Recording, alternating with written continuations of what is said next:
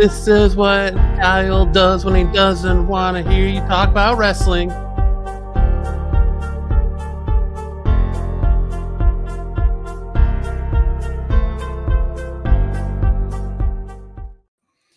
Yes, that is true.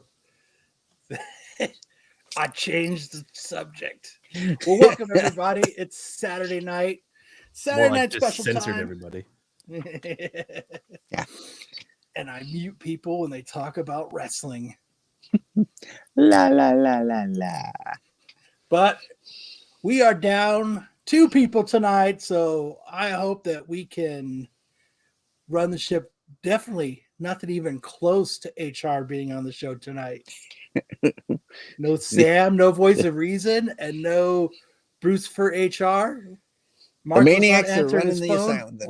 Oh, shit. Whoa, no. What are we going to do? It's on. It's on. It's on.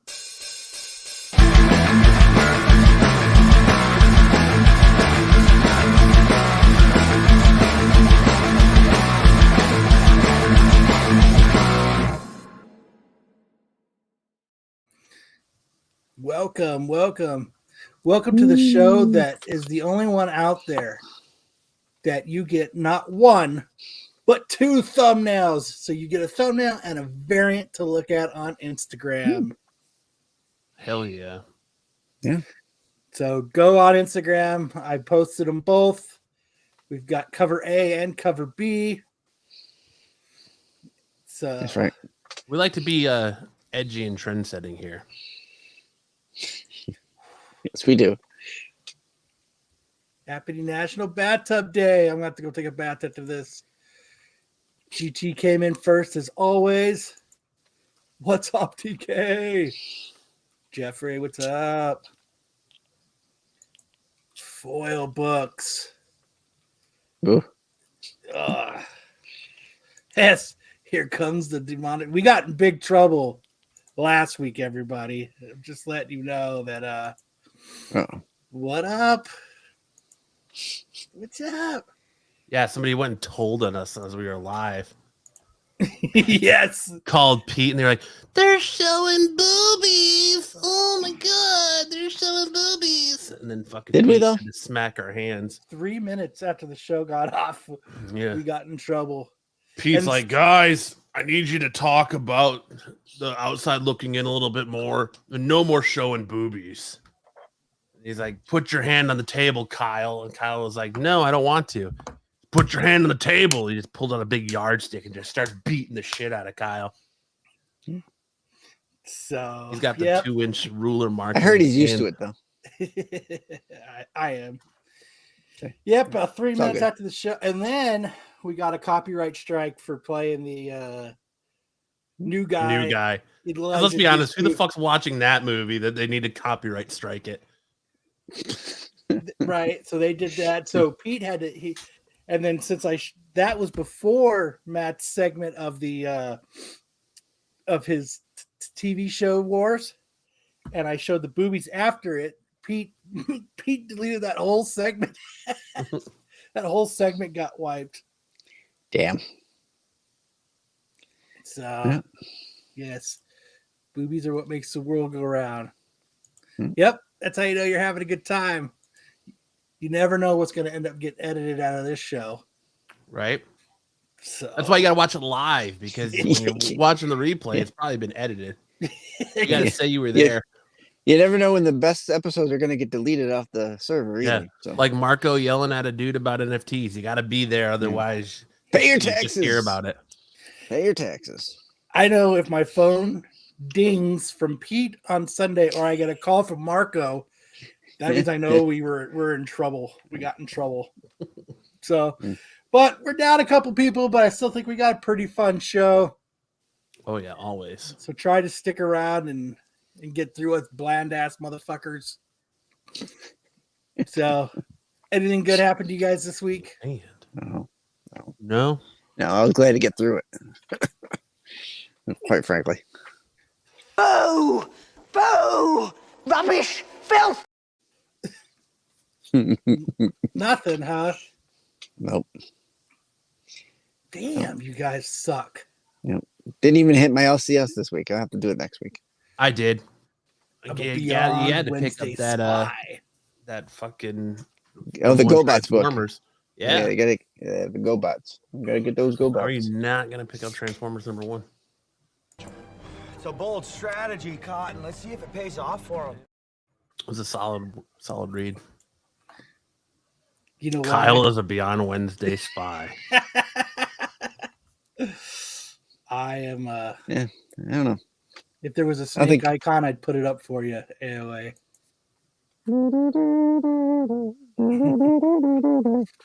So I guess we can get into it since everybody's watching wrestling, right? Oh, we were just trying to talk I about was. it, and you're like, fuck all this shit. 30-second timer. Here comes a countdown. I don't know shit about wrestling, Kyle. Is Dom going to show up to complain about the owner of his local? I hope so. Nothing better than a good complaint rant. Yeah, what happened? What's up with that? So, but I guess we can just, what's up? So what's happening with wrestling? So everybody knows, we get it out of the way. Oh, there's just a pay-per-view tonight, or a premium live event. Yeah. Fastlane is on the night. Yeah, premium live. I don't think it's paper. Whatever you want to call it. There it is. Someone found snakes for you. There it There you is. Thanks, Jerry. What's up, Reef? How you doing? Yo. I saw on the Beyond. I saw it on. I think it was on MCM. Wait, what? I think it was on MCM chat. Reef was talking about his Volkswagen. So shout out to Reef for being an air cooled guy. Farfig Nugan. I got a Type 3 that I'm working on. Diabetes. Who's got that? I don't know who's got it. We're gonna have to find out who's got I it. don't know what it is. I'm out of the loop. So There's just so much drama, it seems like, already from NYCC that I'm just not even keeping up on it. I just saw. I finally saw this ad for the NYCC. One of the comic pages had some incentives or whatever for NYCC, and they were all sold out already. I'm like, well, I would have gotten that. It's all sold out. shout out to Hive though, man. They found out someone the Mexican foil variant was being used of their fucking awesome Last Ronin cover. So I'm glad they got that worked out. And Yeah, Were they they're using gonna the one for the box art there? gonna get a kickback for it, aren't they? hoping, sounding like it. So shout out to them for that. That was the variant they did, right? And then they had it on the box art. Remember? Yes. For the Yeah. okay. Yeah. So one of the okay. Gonna get about 50 pesos out of that. Yep. I mean- remember to follow Hive. Shout out to the dude for being straight up about it, and I guess I had to explain how international rights work, and I don't know. I found this on the internet. I'll use this. Yeah, It's crazy. that's how I do it. I found it on the internet, so now it's mine. It's all free, right? That's how I take it. Yeah. If it's on the internet, it means it's All you gotta do free. is put. Apparently, all we gotta do is just put a free use disclaimer at the start of our videos, and we can use whatever we want. Perfect. Well, let's get the See news every other started. YouTube channel doing it. So, Let's get the news started and let's start rocking this shit. well, before we got the news, Sam has started doing this little segment where we get a little Well, that's topic right. starter going to start the show. Ooh, a little primer. So this tonight it's my 37-year-old female partner. I'm a 34-year-old male. Is obsessed with Funko Pops. When we first started dating, he mentioned he likes them. Is there a little screen to share? Oh shit, yeah. Sorry. I just don't want to show my bouncing cursor. That's the best part. When we first started dating, he mentioned he likes them, and when I saw his room, he had a few. As time went on, he kept buying them. He was buying like 4 to 5 a month. I didn't mind buying them. He bought me one for my birthday. It was our first year together. I didn't love it, but I didn't make a big deal about it. He kept on buying them for me, She hated it. even after I told him that I'd like something nicer, like jewelry or something that fits my interest. He said he understood, but was kind of upset. This year, he bought me two for my birthday: a Ray Skywalker one and an Eggo waffle. Well, he hates you, doesn't he? He said I should be happy since Ray is my favorite character. Popcorn fun thing. She isn't, and that she's the best Star Wars character. I was so infuriated and embarrassed that all my friends getting things that they love with some thought behind them, while my boyfriend gets me Funko Pops after I told him I didn't like them. Our apartment is filled with them. I went to my parents for a few days. He kept calling me and messaging me, or he kept calling me and I messaged him that I needed some time. He wouldn't leave me alone. We're in an open relationship, and I went to meet with one of the guys we agreed on, and my boyfriend even messaged him. I slept over, and my boyfriend was asking the guy if he could come over. He was like telling me This took a weird turn. There's a whole other Reddit thing that Sam needed to find to put to my this. boyfriend, that he is just getting me something he loves that he wants to share with me. But he didn't understand that I told my boyfriend I hate Sure, he him. is. Am I the asshole? Yes. This is the you are same girl asshole. from the other two, right? I mean, this guy's got. I know, right? Girl. It's like she just broken it up into segments. Oh no! By the way, I mean these pop. I'm wondering if this man's first name is Lance and last name rhymes with pepperoni. right. That's what I was thinking too. Well, yeah. I didn't see anything about brick ovens in there, but it could be. Funko Pops aside, Go ahead, Matt. I'm guessing this relationship was pretty fucked anyhow. It's an open relationship. Yeah. Yeah. Who the fuck wants a bunch of Funko Pops anyway? I want to know who the fuck wants a Funko Pop of an Eggo waffle. I do now. I didn't even know it made an Eggo waffle Funko Pop. I'm looking that up. Is it like a chase? Is it a rare? Does it come with butter and syrup? I think there's a chase. I think there is a either like a chase that has like butter on it. Really? I think so. Oh, dude, no, they're like, I'm thinking of. Here, I'll share my screen real quick. Unless that's just a regular. I think there's one with. This is the damaged nerd version of Penthouse Forums. He's a moron. He's the moron. Lonely After Dark. Oh, see, there's one with syrup. Yeah, there's one with syrup on it, and there's one without. Okay. So the one with the syrup must be the chase. We were at me and my wife were at GameStop today, and they had one for ho-hos. It's scented for her pleasure. Oh, Sticks said ho-hos, and Sticks says ho-hos, and the Hostess Mafia came and took them out. Right. There's our first copyright.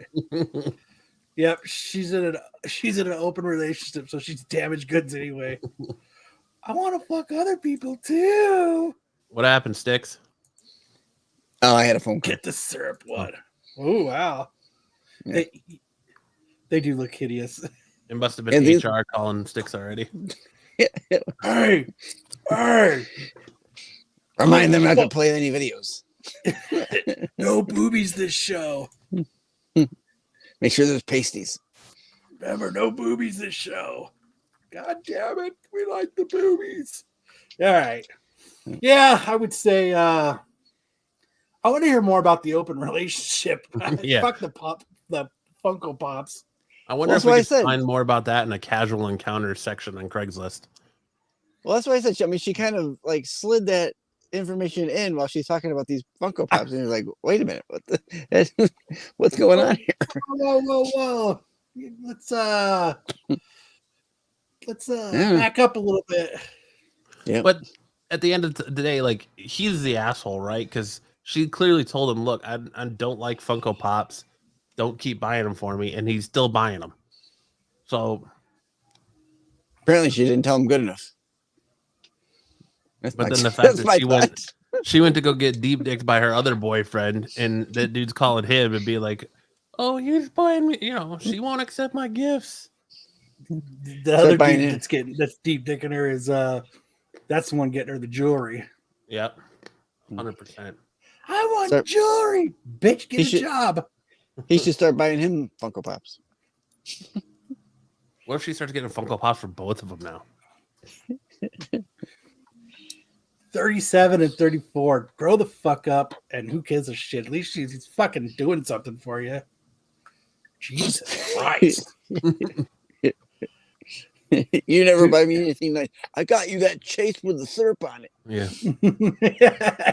That was nice. You know what gave me nothing? Do you see the Eggo waffle with syrup on it? Do you see it? Joe says, "Why buy jewelry for a girl getting railed by another dude?" Right. Here's a nice necklace so that it could when you're it'll be bouncing off some other dude's balls. They both kind of sound like horrible people, not gonna lie. That's funny. All right. Sticks must have a very important phone call. I can't even talk. It's HR calling again. Yep. Bruce is like, take my call, take my call, take my call. But, all right, let's go ahead and dive into some news here. News time.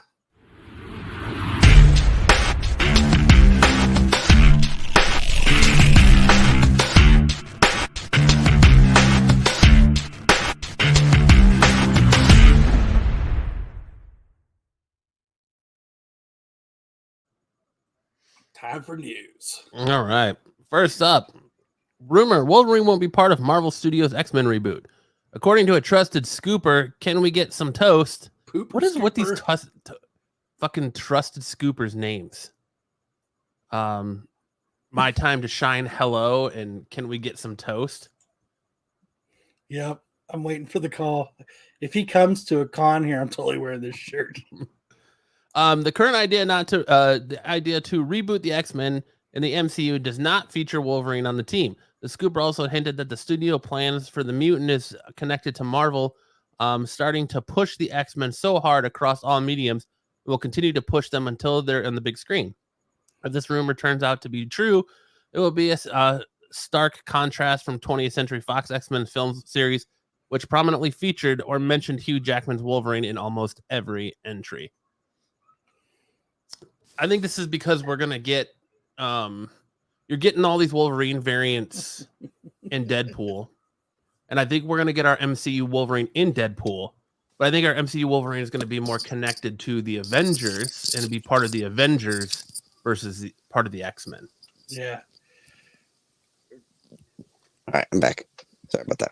We missed you. Is trusted scooper really? Can we get some toast? That's the name of the trusted scooper. Yeah, I know that, but is it really that trustworthy? I don't know. It doesn't say My Time to Shine hello, so I don't know how much I trust it. Trusted pooper scooper, can we get some toast? That's what all I think. But rumor. But it is funny though, like how the writer strike ends, and then all of a sudden we're getting Marvel saying, "Oh, hey, anybody got an idea for a script they want to push for X-Men?"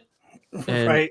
"Oh, hey, we're not gonna do that. Wolverine's not gonna be in the X-Men," and just all the stuff they're trying to force out now.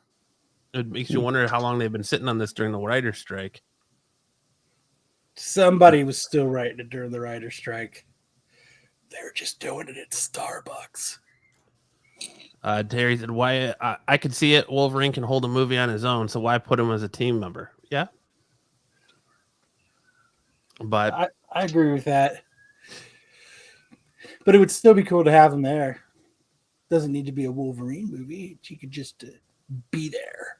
I think, like I said, I think he's in my opinion, I think he's going to be part of the new Avengers team.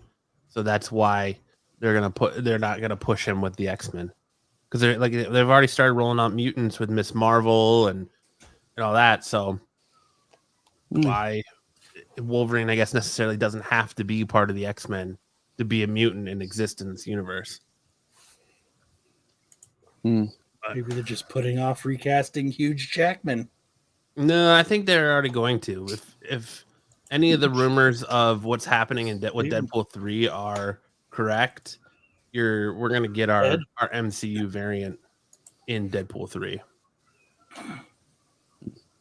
it'll probably be Taron Egerton, since Taron Egerton was actually linked to, and it was rumored that he was cast as Wolverine many, many months ago at the beginning of the year. And then it kind of went quiet.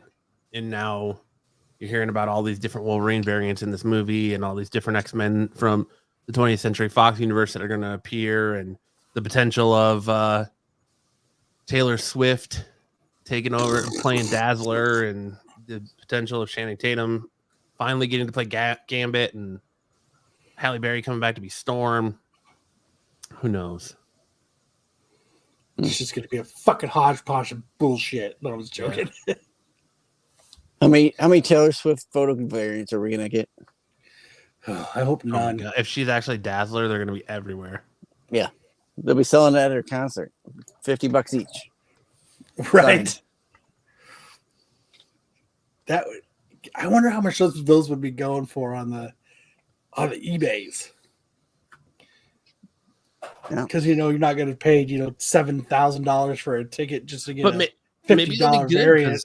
Look what the Swifties are doing for the NFL and Travis Kelce and all that. So if she's Dazzler in a movie, maybe the Swifties will go into the comic book shops and start buying up Dazzler books and buying up Deadpool stuff and helping comic shops and helping movie theaters too with that movie she's got coming out. Yeah, for the concert. I mean, sold almost 1 billion tickets.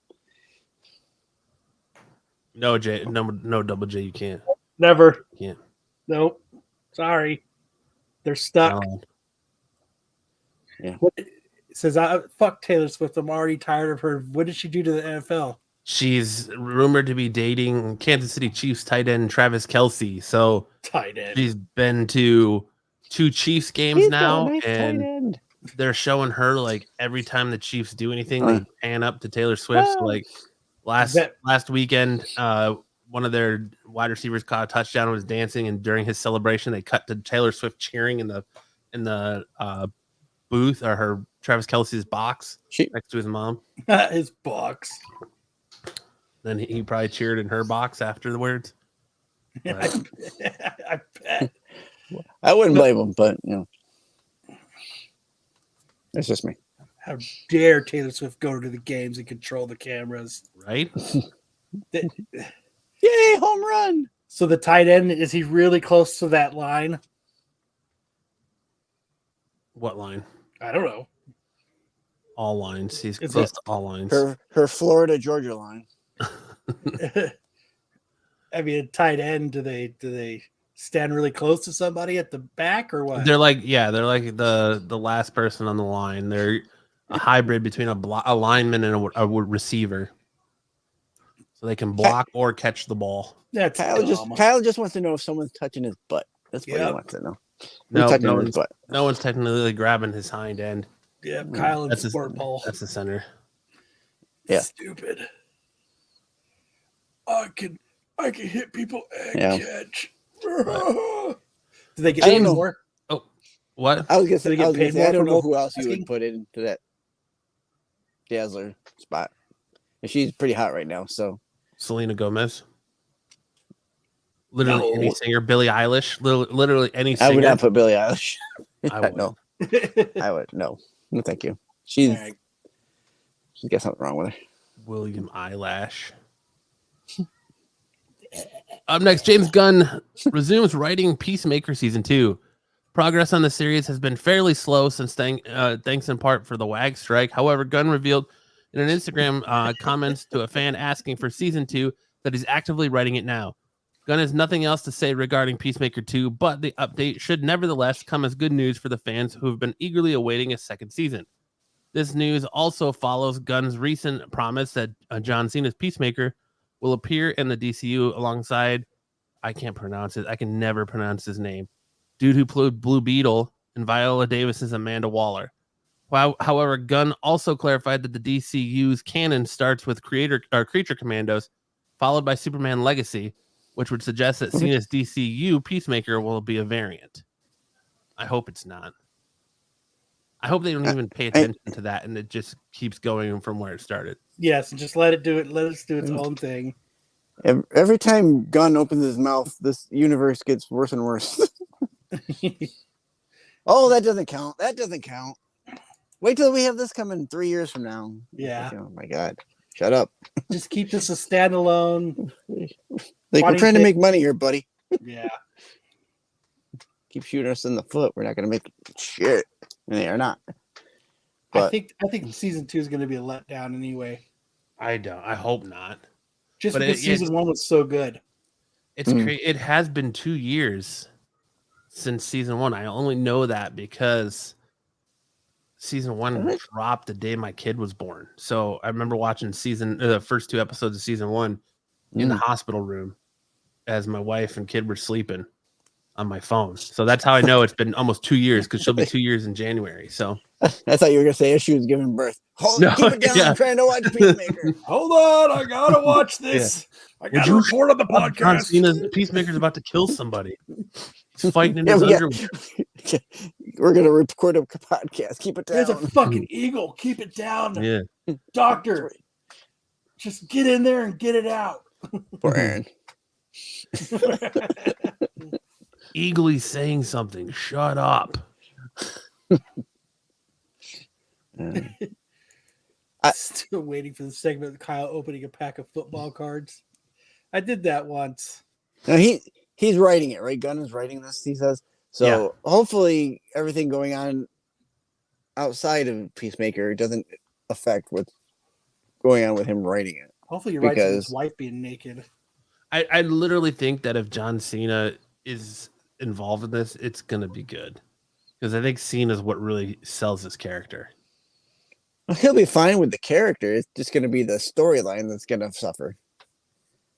Eh, That's going to be the issue, is whether or not the storyline suffers.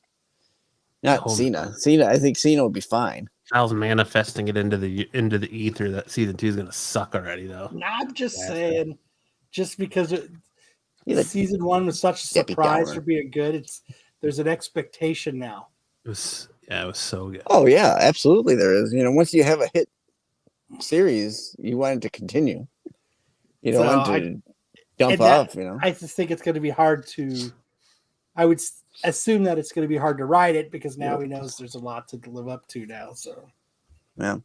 You used to be, when it was terrestrial television, you didn't F up your television show until 5 years in, when it was had enough episodes for syndication. yeah, and it was so convoluted that it just Yeah. I just write whatever you want now. We've got enough to put it on reruns on Fox. yeah. Yeah. Like Walking Dead. Just wait till season 7 and then have your main star leave, and then Yep. Yeah. Or killed off. Yeah. Yeah. But They did with Mulder. What was it, Mulder? They killed him off and brought in Patrick, the guy Dempsey? who plays the guy who plays Peacemaker's father. Oh yeah. I mean, I didn't think it was bad, but it wasn't Mulder. It's not fucking Mulder. Yeah. Well, we'll see. I don't know. As much more Peacemakers we can get, I'm cool with that, because I love that Yeah. show. I'm down for more. The intro alone on that show is worth it. I don't change the intro. No. You don't change it. It's the best unless intro. you change the characters in the intro to match your season, but that would be the only thing you might do. Up next, Wonder Woman's future daughter gets a book of her own in January. DC's official description of the issue reads, featuring DC's brightest new star, Trinity, discovers Lizzie's earliest adventures as she takes the world of heroes by storm, reprinting the character's first appearance alongside hilarious tales of the little Amazon and her super son babysitter. This special will be an instant classic for fans, old and new. Plus, a brand new story from the all-star creative team behind Wonder Woman that will be teased, the future of Diana's daughter. Was her first appearance in Tiny Toons or something? I don't know. That sounds Her weird. first appearance- God. I am never going to financially recover from this. That's. You know what I really say to this is this.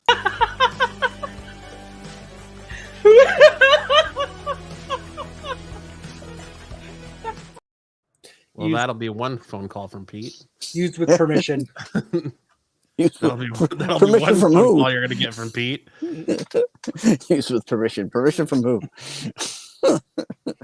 Permission from me, god damn it.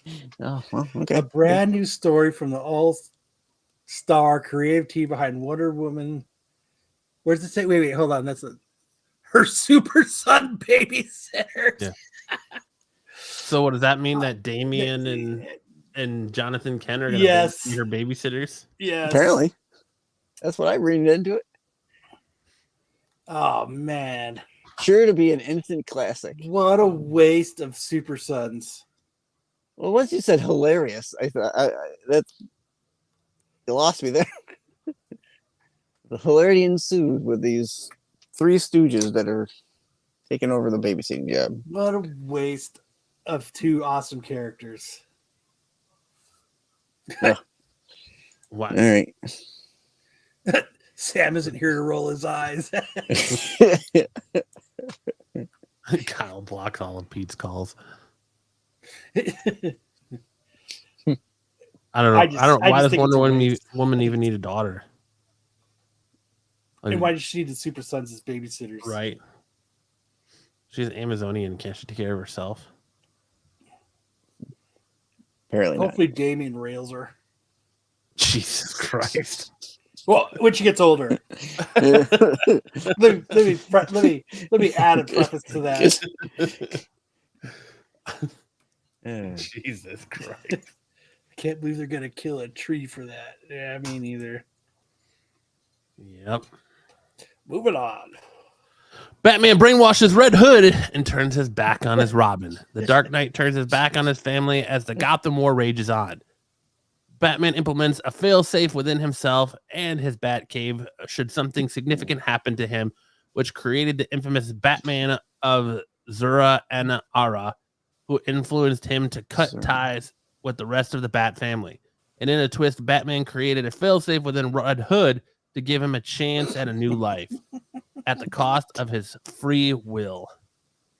Specifically, if Jason's adrenaline spikes, he'll go into fear mode and be unable to do anything. This was meant to stop him from giving into his darker impulses and killing criminals as he's done in the past. What a fucking stupid story. What is going on? Batman put a failsafe in himself and his Batcave. That's his butthole. So he turns on the oh my god, dude. Yeah, one of those little clickers like a dog collar. Zzz. Now you remember. Now you don't. Now you remember. Now you don't. Maybe it's a remake of This sounds babysitting. Just as bad as the last one. What? I don't get this. Yeah, what is DC doing? Like yeah, Dawn of DC is kind of like, let's write the stupidest stories we can. I wish Christopher was here so he could, explain or speak up on DC's behalf, because I don't think he can. God damn. First he has a failsafe in Red Hood, then he's got one in Damien or Jason. Well, we've always known that he's had a failsafe for if he ever went evil.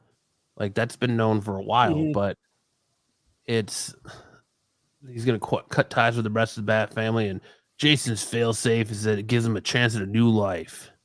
His adrenaline will spike. He'll go into fear mode where he just shits himself and can't move. And that's meant to stop him giving into his dark impulses. I have a failsafe in my Batcave. I don't know. I'm not up on the Brian Pulido stuff there, GT. Should we look up the Brian Pulido stuff? I don't know. Did he have rubber duckies in his bathtub? What kind of video are we talking here? It's got to be better than this. Jason gets an adrenaline spike. He goes into fear mode. Did he activate his failsafe? Oh my god. Oh yeah, I agree. I mean, what does this have to do with the cover? Does it even have anything to do with that? I don't know. So he did a video of on the Stupid. bootleg Lady Death Whatnot books. Oh, the lady. Oh, okay. Damn. Everybody's getting their shit taken from them. Yeah, Nothing safe anymore. What the fuck? that's crazy. Batman needs to put a failsafe in for people so they can't bootleg their shit. Make them scared to do it. That'll be the next issue.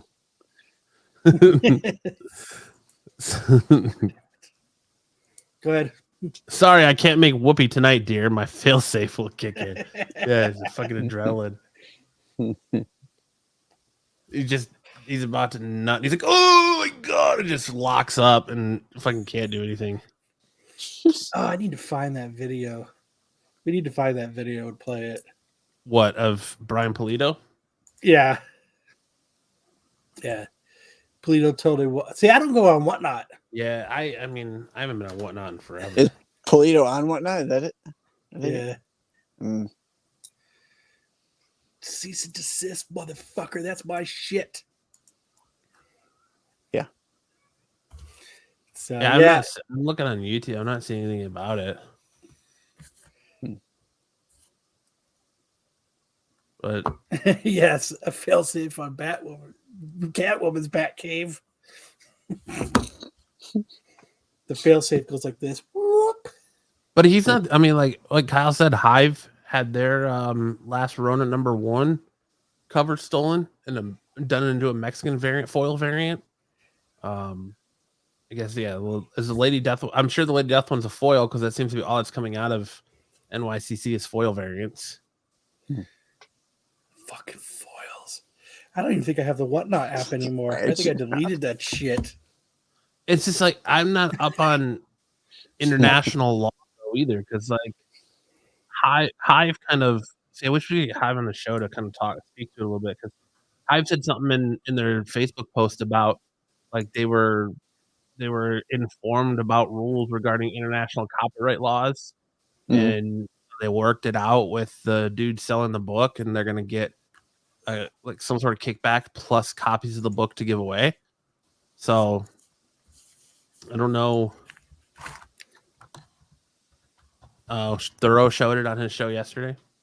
I feel like Thoreau's a good dude. He's very knowledgeable and I feel like very fair a lot of the times on his stuff. So I'm sure he probably did a pretty good in-depth analysis regarding it.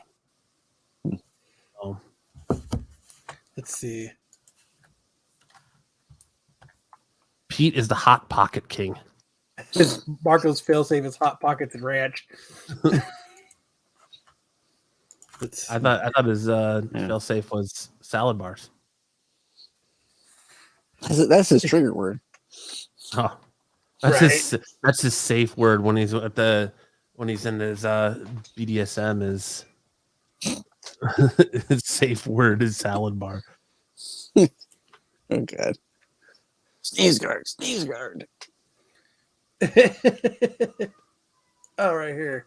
Foiled again. There you go. Let's see. I hope Thoreau's okay with me playing the video. Yeah, I was going to. I just didn't want to be called out for stealing someone else's content. Well, I'm just gonna show it. Hopefully Thoreau doesn't mind. Shout out to Thoreau. If you haven't subscribed to him, go subscribe to him. I mean, he's got the content. Let's see. DK says Hive can't say anything because the Mexican cartel will deal with him. You're not sharing. I don't think you're sharing the audio, Kyle. How do you do that? When you go to share to StreamYard, there's a little box in the lower left-hand corner that says share audio. Okay, let me reshare it then. Fucking stupid. I hate that they changed shit. Also share. Oh, okay. I see it. Oh. To share a tab. It says to share audio, share a tab or screen instead. Here, there. There you go, AOA. AOA's got us covered. Sub to Keep It Thorough Comics. Still no audio. It's checked.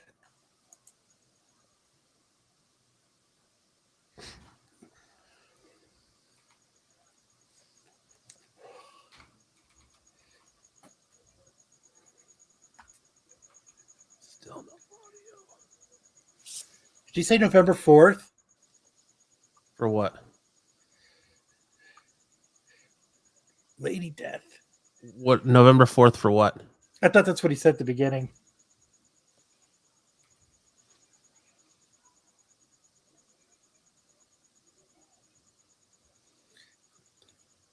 You're the only one that's hearing audio, dude.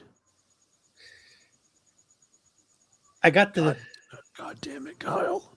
that's why I turned the closed captions on. So everyone can read it. You can't say we're stealing content because you can't hear anything.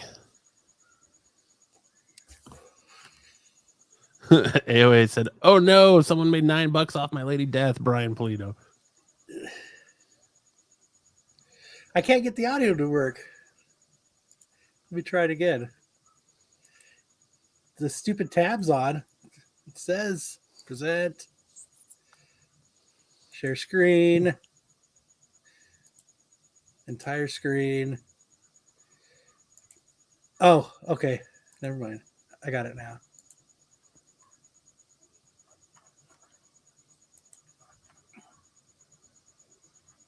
I got it now, everybody. Sorry.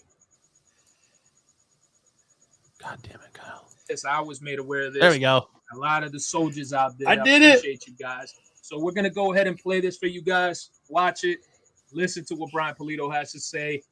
Because he definitely does not sound happy about this situation. And Would you be? after this video is done, guys, I will go ahead and I will give my 2 cents on This is this. anime. I don't come here for So there you subtitles.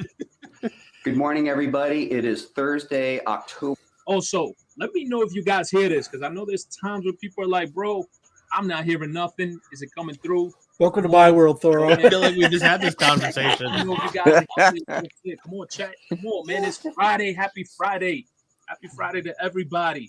So big shout out to all of y'all. And here we go, man. Let's play this joint. October 4th. It's the morning. It has come to my attention See, it says that November a 4th. person, business, and or think he meant entity has October. reproduced the character that our company owns, Lady Death, as a comic book Leedy? cover. Please feast your eyes on this. The entity apparently is Melinda's Comics. And here is an actual printed version of the character we own, Lady Death, Hello, Melinda's. being sold and whatnot. And here is the artist, whoever that person is, signing this comic for sale. I have a series of requests. Here's the first request. Do not buy this object. Or if you buy this object, destroy it upon receipt. This is a clear infraction. Pay $9. The trademark Throw the comic in the of garbage. Lady Death LLC. Particularly that is a printed comic book, that is a no-no. Let me make something abundantly clear. Coffin Comics does not grant permission to people we do not know to reproduce the character that we have I did not owned have sex with that young 30 lady. years Exactly. or anything. So again, let's look at this again. This person is Melinda's Comics. So what I am letting you know is that this person has infringed on our trademark. So I have a series of requests. But first, let me give you a little background. We have owned Lady Death for over 30 years through a series Pull of up Melinda's trials and Comics. tribulations. The Is it- ownership or of if it's Lady just on Death Whatnot? succeeded against the bankruptcy of Chaos Comics in 2002, against the bankruptcy of CrossGen Comics, and litigation against a former publisher. This has cost our household tens of thousands of dollars, if not more. We take infringement seriously. So I have a request, and it's simple. This person or entity, I have this request. May I please have this person's real name, real email address, actual phone number, any meaningful contact information. Send it to me privately through Facebook. I will use that to communicate to my legal counsel of over 25 years so that we could pursue this. Easy, Brian. Final request, Porn Nation, Under fellow God. business owners, people who I do business with, thank you for the dozens and dozens of communication. For now, I ask you to stand by and let Coffin Comics handle the matter. We greatly appreciate your faith in us and your protection of our mark. Lastly, This is seriously like the most consider boring. not supporting artists who do things like this. This is unethical. Well, go back in the video. Are they when he shows the book they're selling? Is it listed as Lady Death? Here, Yeah. hold on, let me get to it. If he wanted the guy's information, he should have just bought one and he would have sent it and he would have had his address right there. And the No. return address. No, it's blank. Here. Oh, it's just like a what is it, a virgin? No, yeah. Okay, so yeah, so it's a virgin. AOA is a hidden partner in Melinda's comics. So, well, shout out to Thorough. Thank you for letting us play that video of yours. We appreciate it. Remember to go sub up if you haven't already. I'm sure everybody is. Yeah, I mean the only Melinda's comics that comes up when you Google search is some smoking hot chick. Perfect. The hot chick of the week. Melinda's comics. There you go. Yeah, I mean, it's shitty. It is shitty. Now, my question to Brian is, you're asking people to destroy this book in your name after spending money on it. So, are you going to compensate them for that? No, they did something wrong. Right, but you as the consumer might not know that, so you're not doing anything wrong buying it. So why would you destroy it? Yeah, he's telling people to go buy it, but then destroy it. Right. So spend your money, so I don't have to. Pretty much. Right. See what I mean? Hot chick of the week, boys. Early in the show. Oh, we all know Kyle's Instagram password now. No, it's not. It's dots. Oh, well. I can tell by the way you type. It's Green Curtains 101. Yes. Anyway, it says, how much does Lady's Death bring in? $300 a year. Polito is doing it. He's an Arizona native, isn't he? He lives here. So, and he's always at our cons. He seems to do a killing when he's here. So, he obviously does good. He obviously does good off of these books.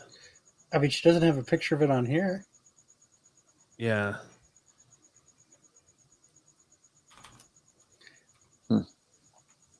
Merry Christmas. Merry Christmas. Everyone. Let's see. All right. Interesting. You know, that if true, he's got a case, you know, and they're a U.S. based company, or you know. Yeah, entity. I mean, he's got a case. It is super shitty, but it seems to be happening a lot more now. And everyone was out. I don't know, man. Everyone was kind of the Bry Comics thing, where he had the Del Auto. That was Bry Comics, right? Yeah. They were kind of crucifying him and saying, you know, oh, well, there's no way he didn't know that that art has been used somewhere else.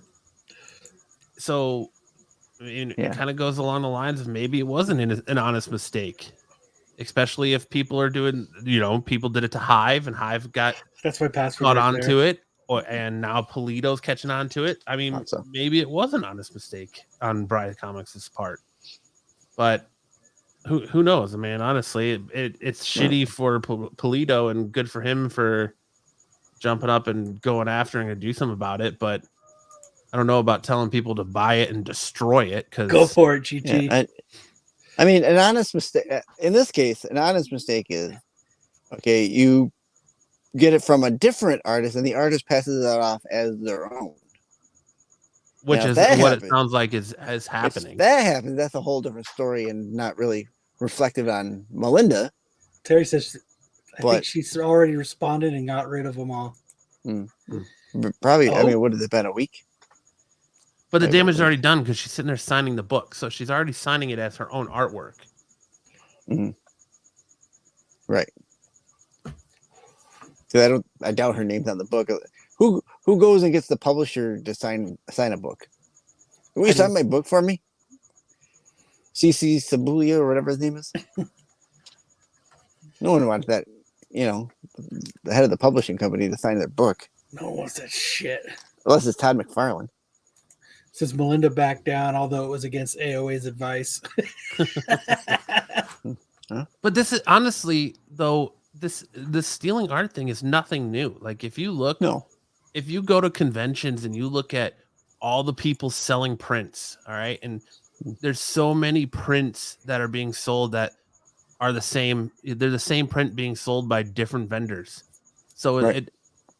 or someone took the print and made it metal or whatever. So like this whole like art theft thing is nothing new. It's been going on for years. Yeah. Anybody can go to Kinko's and make is Kinko still a thing? I don't know. Remember when I did that with Spider-Man 300 for you, Matt? Yes. And pass it off, and then pass it off as their own. Like That's what Kyle did. Look what I drew you, Matt. no, he didn't pass it off his own, but I copied like- the whole book. yeah. Then I trimmed it and then I put it in a bag and board and I just put it on his island. Yeah, he didn't even have the courtesy to like, Color it in. no, staple it. It was all individual pages still. Oh, Kyle. Someone is selling a metal Jessica Rabbit. So what's the the J. Scott Campbell, it was on the Hot 10 last night. The J. Scott Campbell Spider-Man where Mary Jane's on the couch and he's swinging away. Someone at NYCC has a Jessica Rabbit version of that. I think they're just calling it a 608 bootleg book because it's somebody else doing the Lady Death. So it says it's not Polito Limited doing to it. 50. Collector Cave Comics. Oh, too bad we didn't have Sam here. Damn, Right? this would have been a good time for Sam to be here. God damn it, Sam! What are you Fucking doing? Sam. What do we have him on retainer for anyway? Who Fucking, he's knows? worthless. He's out there at some kind of prom or daddy-daughter Yeah, dance we- or something. We don't actually know what the book was. Right now, we only know that the art on the cover was. The image is infringement. Swipe. Melinda and AOA don't have the title of the book, Lady Death. Yeah. Yeah. Fucking AOA, man. Need to get your shit together. Yeah, it's really hard to comment on it when you don't know the full. Yeah, full we're story. only getting one side of the information. Sam is busy chasing an ambulance. Sam's back. Dodging. Wrenches. We love you, AOA, even though you're bootlegging books.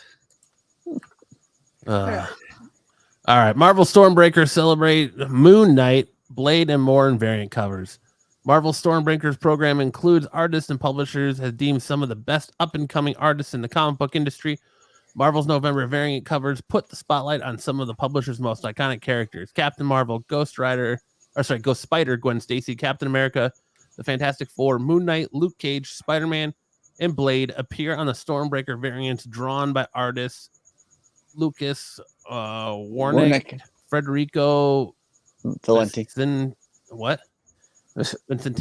Vincentini, Yep. Nick Klein, Martin Coccolo. In the Google Doc, I have a link so we can just show the covers off. All right. Yeah, I'm not gonna sit and read all that shit. Yeah. Respectively, the variants will go on sale through November, with the first cover featuring Vincentini's Ghost Spider releasing November 8th. Let me get the Google Doc up here. Unless you have it up, Kyle. I do. That's not. That's a lot of illegal immigrants on that. Wow. Jesus, Sticks. Wow. How do you So know the now there's only immigration two of status? us. Good thing Sam isn't here. Yeah. And now Renovision has to edit out part of this show. Fucking A, Sticks. Uh, What are you doing, Sticks? Oh, fucking Sticks. This is Renovision right here. Oh my God. I am never going to financially recover from this. That's- Fucking A, Sticks. Pete, hold on. That's Marco calling. I'll be right back. get him off there. Fuck.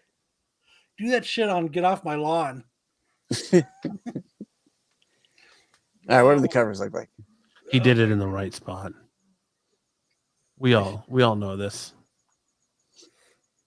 Oh my god. Sticks had this fucking plan all along. Shut up and sit down, you All big right. bald fuck.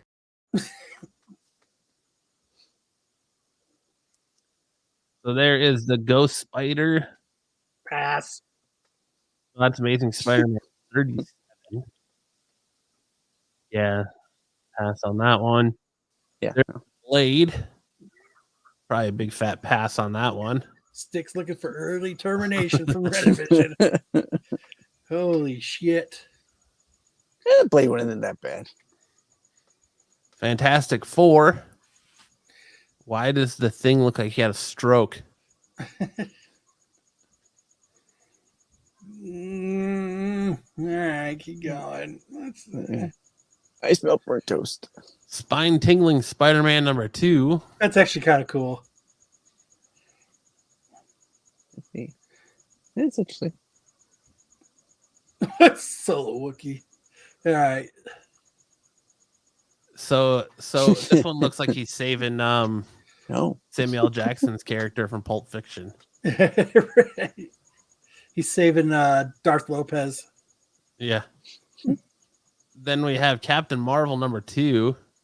Not bad. Not bad. Look at that jawline on Captain Marvel. We have Moon Knight, City of the Dead number 5. It's pretty dope. Oof. Captain Oof. America number 3. Tell management to take the stick out. Oof. Oof. Yes, that's not that good. Luke Cage Gang Wars Oof. number 1. I really like the contrast of the chain though. Yeah. So lifelike. And that's it for the Stormbreaker covers. Ugh. I won't There's be probably getting 3 any good of ones those. in there. 3? That's being generous. Yeah, I was being generous. 3. The Moon Knight. I don't mind the Blade one. And one of the other ones. Gotta be pretty good. Fuck all these ads. Cap one looks like if Liefeld drew the face because he's got no upper lip. It's like all forehead. It's like the A is It looks like the most important part. he looks like he's charging out of the remains of the bathroom he just blew up from Taco Bell. Lopez is clearly on suspension. Learn from that, Sticks. These are all really awful. Yes, they are. This is like the best of the bunch, and I think it's because like when you put all those horrible covers up and you go like this, It's gotta be the it looks best. pretty good. But when you go like this and look at all of them, it's that one's just as bad. No, this Moon Knight one isn't very good. Why is his upper chest so high up? Because he's buff. Yeah. He's in the atmosphere and he's gotta save his breath. Darth Lopez is so jealous of Dom getting to be Whoopi from The View.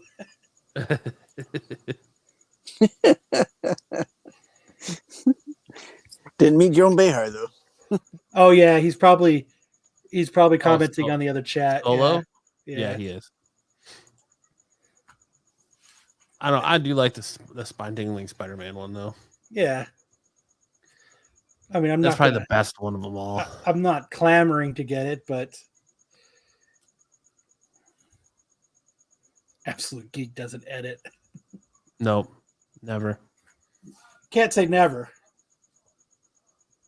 That's true. I can't say never. Very little. Yes, sometimes you've had to. All right, that's enough of those shitty covers. Yeah. Get rid of that shit. Moving on.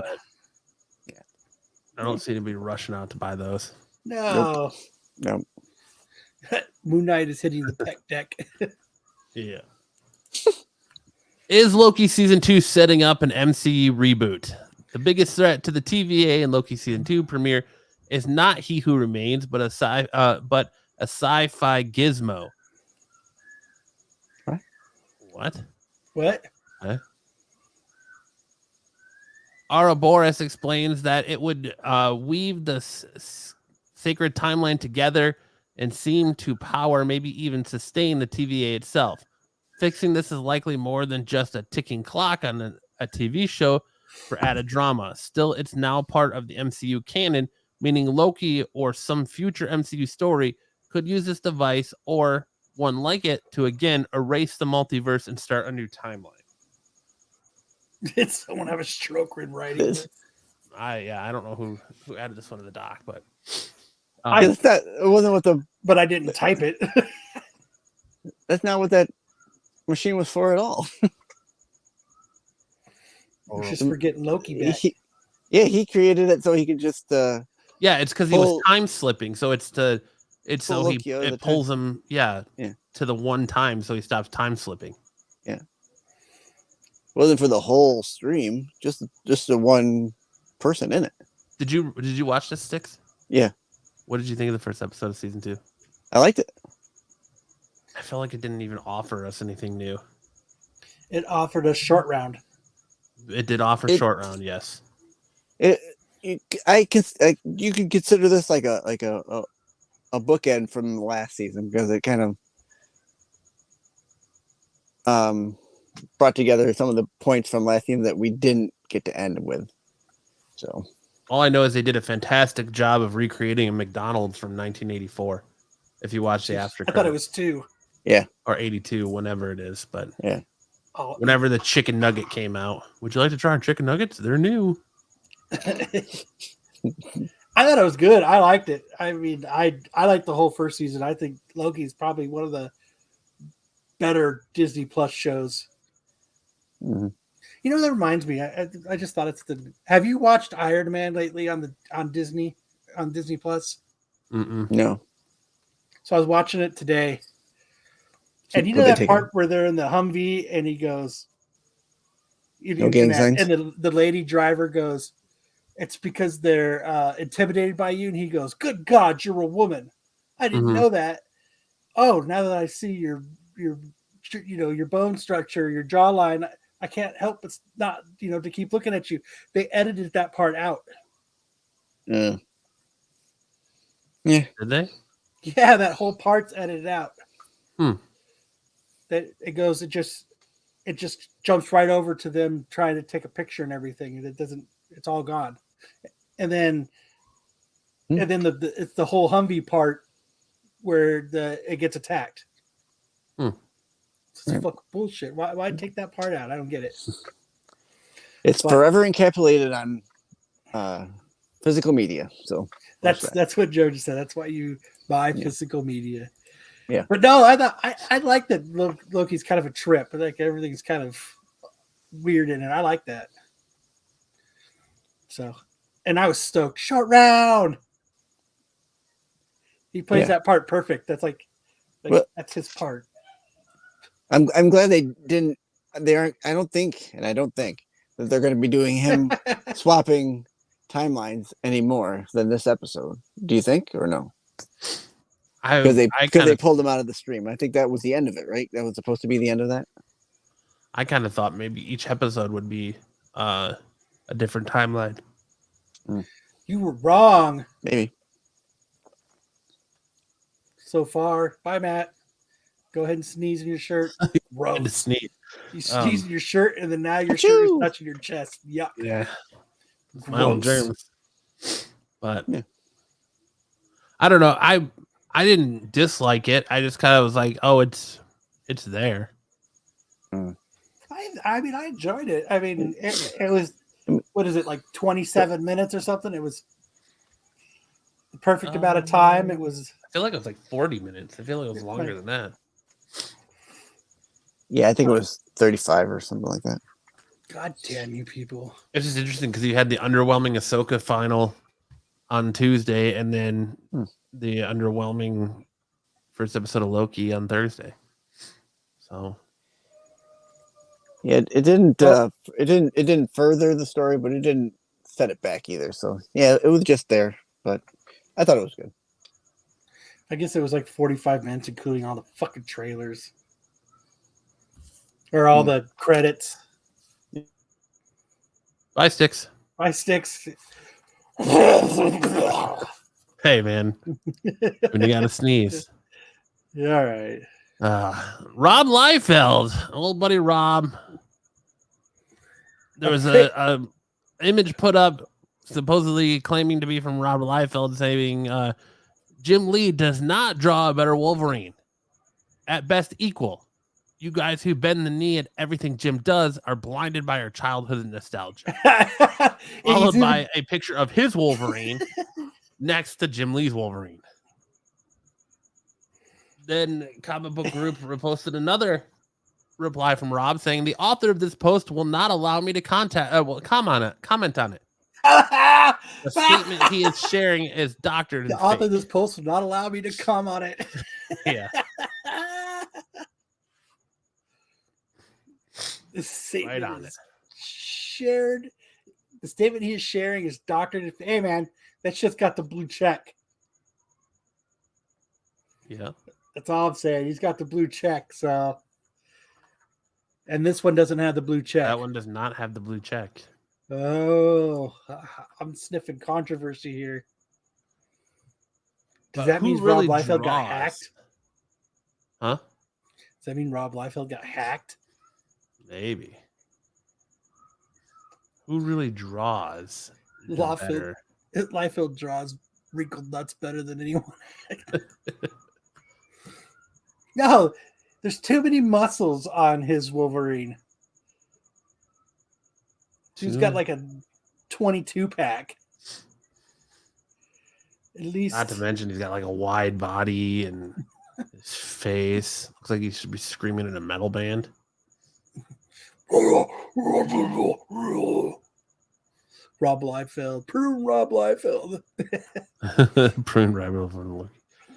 What was that? Prune Rob Liefeld and Loki. Roddle. Kyle is biased against the great Liefeld. I am. I just see the blue check mark. That motherfucker wrote it, and then he must have been drunk, and now he's backpedaling. Drunk Liefeld. You think Jim Lee's better than me? I guess I'll call it even. So equal at best. At best. It's like a what do they call that? A passive aggressive fuck. Passive aggressive comment. Yeah, no, that's not what I meant, but yeah, something like that. What did you mean, sir? It's like a backhanded compliment. Oh. At Well, best. the funny part is like he comes out and says that post will not, that statement is doctored and fake. But the sad part is I believe it because that's about as arrogant as Rob is. Rob thinks his shit don't stink and that all of his art is great. If he came out and was like, you know what, I've been drawing shitty for the last 30 years, but you guys are buying it, so who fucking cares? I would respect it, but I don't know, man. I like how all the hair on the Wolverine's arm is under the arm and not on top of it. He's only hairy underneath.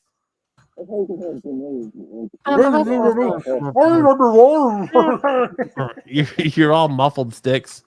Oh my god. FYI, Kyle has to take his kid to work in 30 minutes. I do. Son of a bitch. Yeah, I gotta take him to Sonic. All It's only right. like 5 minutes away. So that is the end of the news. Now we're going to get into big news in anime with Not So Sam. Watch your ears.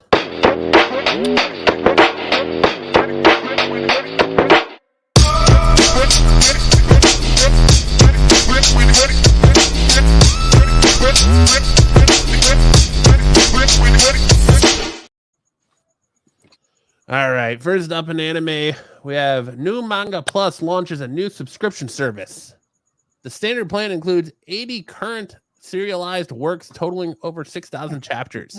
It costs us $1.99 US per month in the US, Canada, France, Germany, Thailand, and other regions, and is priced at 99 cents in Indonesia, the Philippines, India, and other areas. The deluxe plan features 190 titles, including completed series, for a total of over 16,000 chapters. The plan costs US $4.99 per month in the US, Canada, and other regions, and is priced at $3.99 in regions such as Indonesia, the Philippines, and India. There are Fuckers, no they get it ads in cheaper. either plan. There is a limited time free trial for the first month of the standard plan. I'm fucking tired of ads. You pay for a monthly subscription and you gotta fucking watch commercials still. Sam says, Manga Plus is an app where you can read the first and last 3 chapters of any manga produced by Shueisha. They are releasing an archive subscription for $2.99 or $2 per month that allows access to some titles, and $4 a month for access to all titles. So there you go. Matt reads better when he moves the pointer. Yeah. Thanks. That's a New compliment. Pokemon live action drama gets first trailer. Pack your pocket with an adventure starring a young woman coping with Pokemon and girl same. What? The first episode of Pack Your Pocket with Adventure, abbreviated to Pokatasum, okay, is set to premiere in Japan on October 19th. It follows Madoka, I'm not going to pronounce that, Akigi, a young woman who started working for an advertising agency in an effort to expand her resume and pivot into a content creation, but is hit with some realizations when all we have about capitalism working for others sucks, and you feed your body, mind, and soul to the beast. But then she receives a package from her mother containing some of her old stuff, including a Game Boy and a copy of Pokemon Red. And some pops. And some pops. And some pops. The Eggo waffle pops.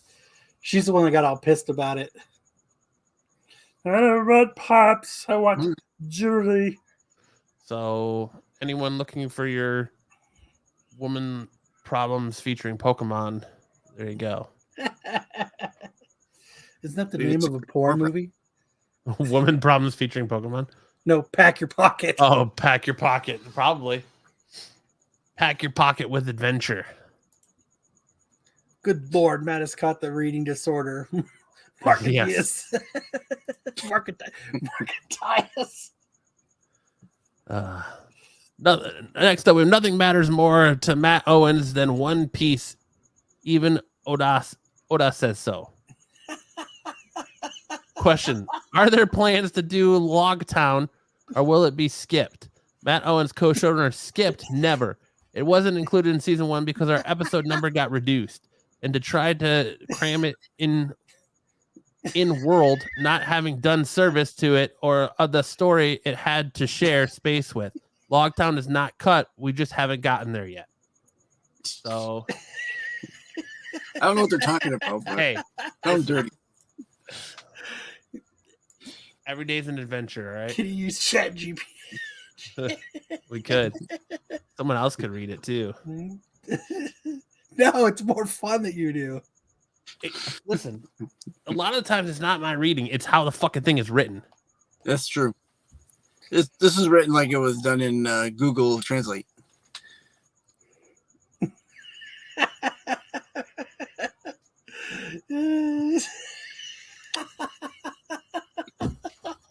Anyways. Wow. Moving on. Go for it, Matt. No. Zach Zaha Senko's body has great and terrible powers. They say that possessing his bones will grant you any wish, even the desires to become ruler of the universe. But Senko is still a teenage dude with his own life, and he isn't about to let every monstrous low life in the galaxy rip him limb from limb.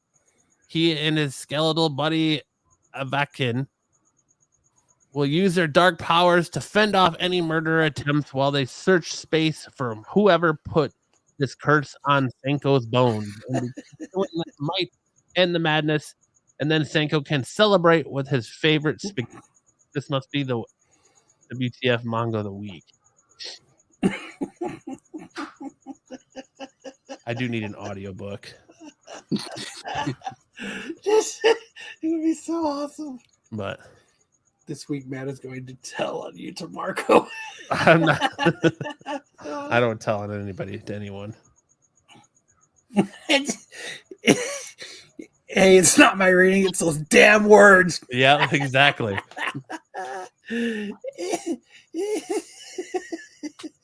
Exactly.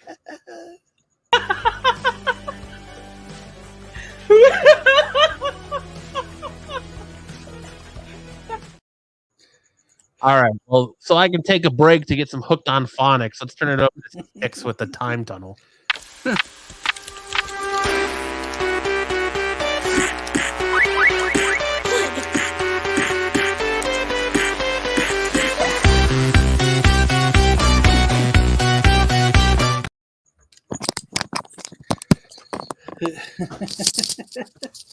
Get these back in. All right, there we go. Let me get those back in so I can actually talk. All right, so this week we're continuing with the Halloween themed time tunnel of spooky or supernatural covers of the year. So 1943, I picked the Submariner comics number 11, where the Submariner got himself in the jaws of this giant alligator or dragon. Why is his face elongated? That's how he was drawn back then. He had that, like, it looks like he was in a funhouse mirror. Look at those Yeah. glutes, dude. He definitely he works out. You know, he swims all the time. He swims all the time. He's got to have that. Like, So. they're so powerful, she fainted just by looking at him. Yeah, that or he just hasn't used deodorant in a while. Why is this dude carrying a one piece of wheat behind him? Got to. I don't know. Anyways. On the grades, this week I put up some of the grades and stuff. So we have 61 graded in total, 47 universal. Highest is a 9.4, only one of those. Lowest is a 5.5, two of those. So there's not many on the graded.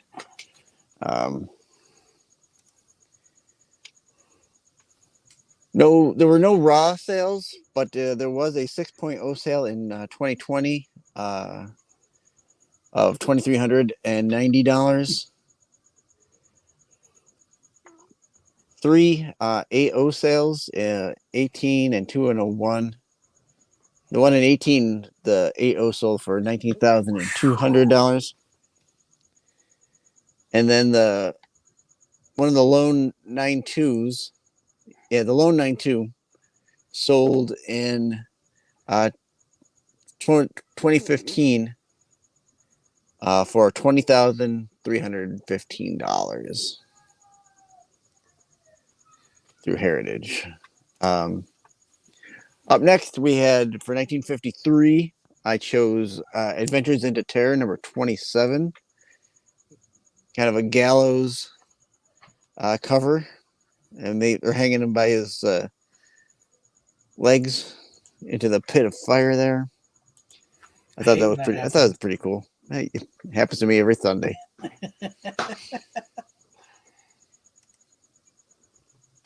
15 or 16 on the graded. Highest being a 7.5, lowest being a 1.5. One signature series, huh?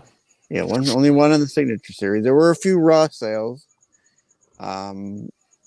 August of this year, one sold for $33. I'm not sure what the condition was on that one. Another one sold the month prior for $199, and then in January one sold for $35.89. Next up, we have Journey into Mystery number 99. And this is the first appearance and the origin of Mr. Hyde. Isn't he in prison now?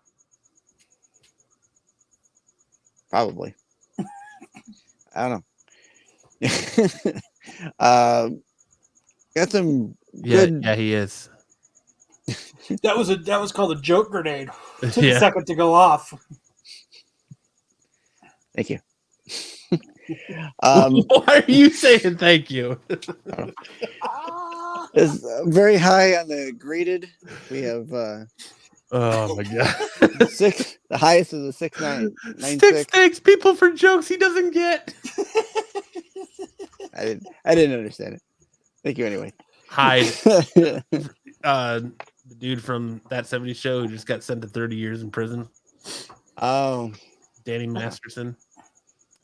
I know who you're talking about. Thank you again. Raw sales, one sold in October. Thank You guys are Tyson. killing it tonight. Why do you need the other guys? October 1st of this month for $60. I am jealous of Styx' superior reading. Oh, please, my reading is not that great. One in September 25th, one sold for $103. So it stays around about $75 to $100 Not bad. for the raws. 4.0 sales February of this year, one sold for $175 in a 4.0. December of last year, $112. And September of last year, $228.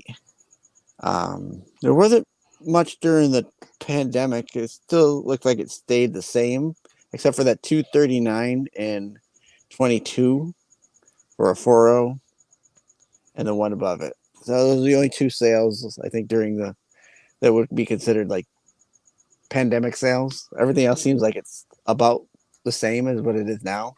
So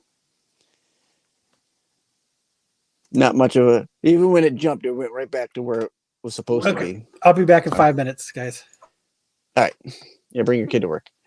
6.0 sales, August of this year. 6.5 sold for $209.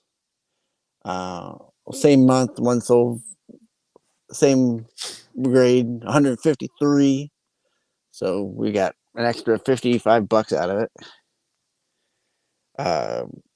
it. April 6, May of this year, a 6.0 sold for $153.50. That's interesting.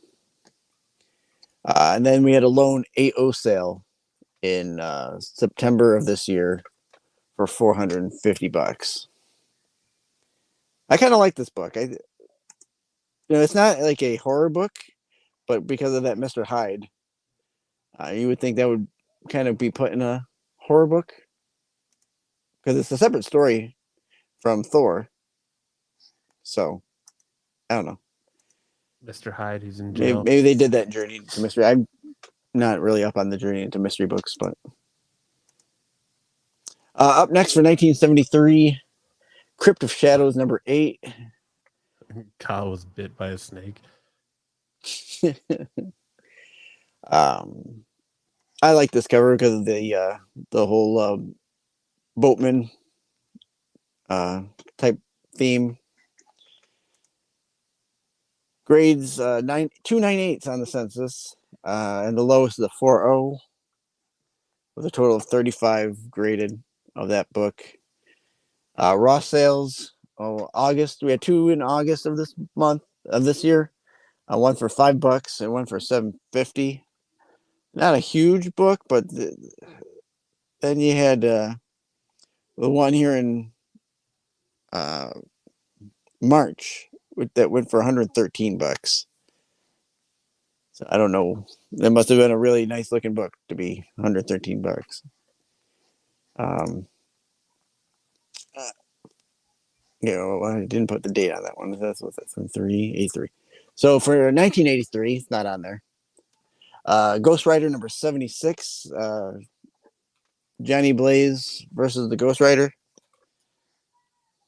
Nice Mephisto in kind of a Seventh Seal of Hell kind of cover.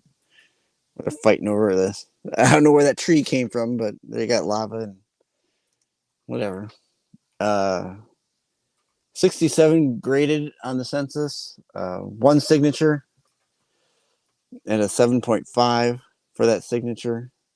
26.98, and the lowest is 6.5, where there's two of those. Ooh. Raw sales, there's quite a few raw sales. Ghost Rider, I think, is gonna heat up a little bit. I guess they've been talking about bringing him back maybe for that Deadpool movie, right? I think they're talking about having him and Deadpool. Deadpool? Then he was he Fox? He's not Fox, is he? He's Paramount. He was Paramount, or one of the, maybe it was Sony. Matt's reading reminds me of the kid in the classroom from Billy Madison. Fuck you. Wow. Today, Junior. Have you no soul? September 5th of this year, $6 sale, a $13 sale in August, and a couple of low riding sales. There was the one in May where it actually lists Mephisto and Zarathos. Put it up to a $21 sale, and then there's the Canadian price variant there in March for $25. I don't know. Canadian price variant doesn't really seem to affect me. I think it's only probably because I'm so close to Canada. I think that's why it doesn't affect me, because I buy comics over there all the time. It doesn't. You're basically doesn't make me. I'm basically Canadian. It doesn't make me feel like I'm going into another country, like if it was a Danish variant, because they're the same books. They're printed at the same spot. The price on them is different. An AO sale for $14. Someone got an AO in that book for $14. That's a great deal in any book, even if it is an AO. Here first, folks. Sticks loves Canada. I do love Canada. I go there every year. Joe's Dylan wants to know if your book smells like poutine. The back seat might if we buy it, but no, my comic books would not smell like poutine. 9/8 sales. There were a few this year. One in January for $57 through Heritage, and another one at Heritage for $228. So that's quite that's a $130 Do you think difference. This guy was saying what the fuck to this guy? They were both bought at auction, and one was bought for $57, and the other dude spent $228 on it. Yeah, and Both 9/8. Well, yeah, they're both Canadian price variants. Yeah. One says white pages, one says off-white pages. Wouldn't you want the white pages, not the off-white pages? That doesn't really jive with what's in the listing, but again, with any listing, whether it's eBay, Heritage, no matter where you go, it's who's on the site buying at that time, right? And who's got the money, and who wants to spend the money for it. So, I mean, you could have, I don't know, a Hulk. That's not a great. You could have an Amazing Spider-Man #1 from the current series in a 9/8, and you could end up like this, where you might get one that sells for $40 in a 9/8, and then the next day it'll sell for $150. Joe's Doing says Heritage is weird. Sometimes you get later sticks. Heritage is weird. Sometimes you get really good deals because of off days and auction. Yeah, but both of those books were sold on January 4th of 2023. So both those books were sold on the same day, both by Heritage Auction. One dude just got a steal, I guess. But while we're waiting for Sticks, it looks like up next we have Pinhead #1 from 1993. I'll wait. The public gets, I guess Pete's gonna want to have a talk with me now. Pete's just taking everybody off the show, man. Sticks is gone, Kyle's gone. What a weird night this is. Where is Brucifer when you need him? But Pinhead #1, 1993, graded populations. It looks like we had 34.98s. Oh, Sticks is back. I'll let Sticks take over once he connects. His device is not connected.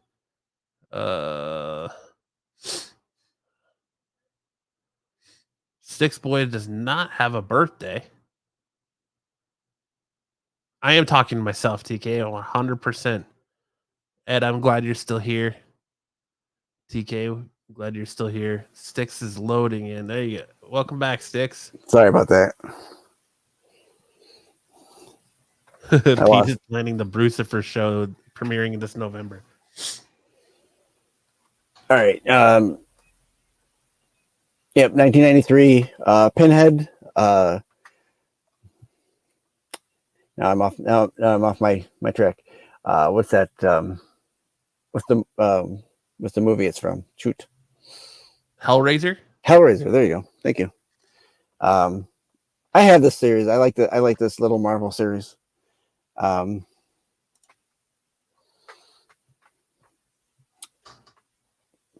Yep. Trying to get it. Yep. Here we go. I'm trying to bring my slideshow up so I can actually read it.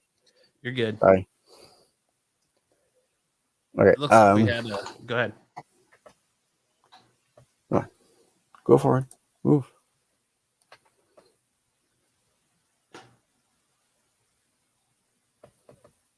I want that. All right. So it looks like we had I'll just read it from I'll read it from my TV screen. Okay. Sorry. 34.98, 2 signature. There's a total of 69 in the graded. Lowest is a 9.0. Of total, there's 10 signatures. I'm guessing this is an older book, so I'm guessing the person who was the character of Pinhead may have signed one of these. It doesn't tell you in here like who the signature is, so it could be one of the creators, or at one point in time the guy who played Pinhead was going around, and now correct me if I'm wrong, I believe he's passed.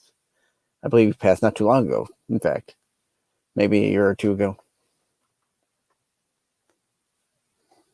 I can't correct you because I don't know. So we'll just You don't know? Okay, we'll go with it.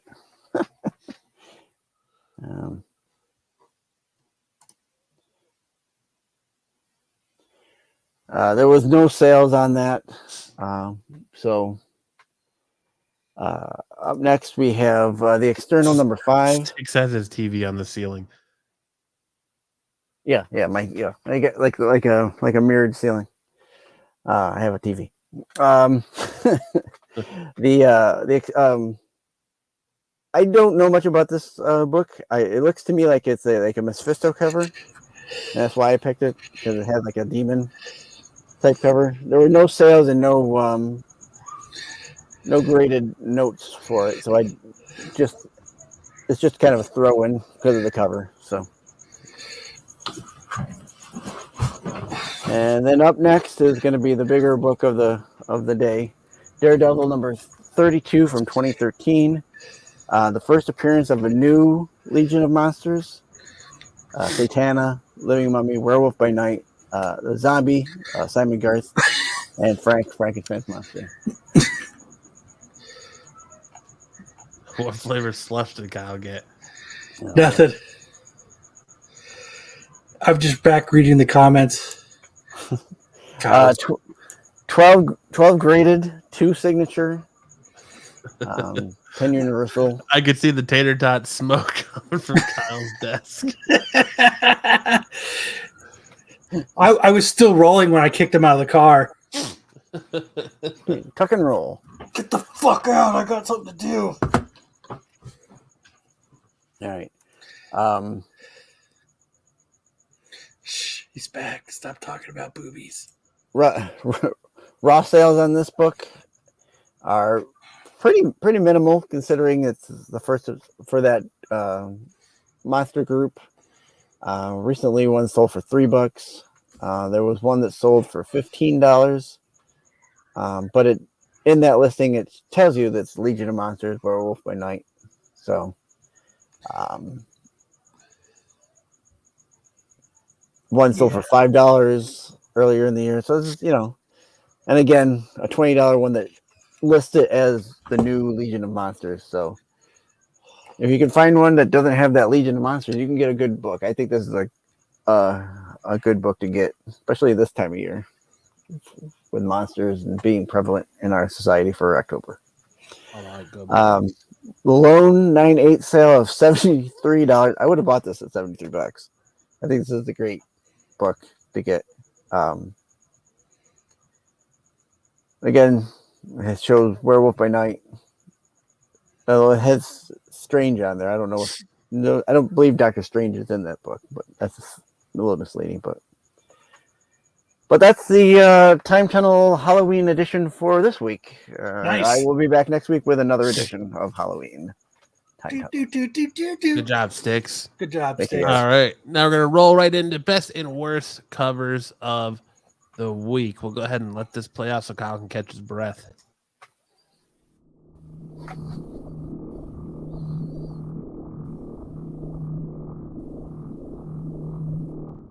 Just kidding.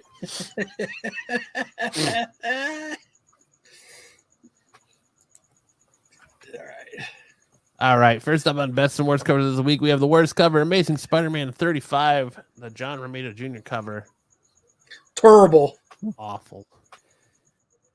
Are those supposed to be webs behind him? I think so, yeah. Jesus Christ, he put no effort into this. 0. I mean, the face is a little hokey, I guess, but the rest of it's A all right, I little? guess. A little? I don't know. Jesus I'm a Spider-Man Christ. homer. What do you want?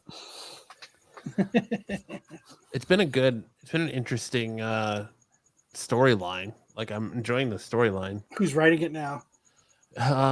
It's the same writer, Zeb Wells. Oh, But it's a Craven storyline where they're confronting Norman Osborn for his sins and as the Green Goblin, and they're trying to get him back into being the Goblin instead of a good guy, and they go to stab him, but Peter jumps in and takes the hit for him. at least he And tried. now Peter's been infected with like the goblin serum, so he's kind of taking over and becoming a goblin. So I mean, it's been an interesting story so far, but that cover just is not good. No one should expect art from JR. Yeah.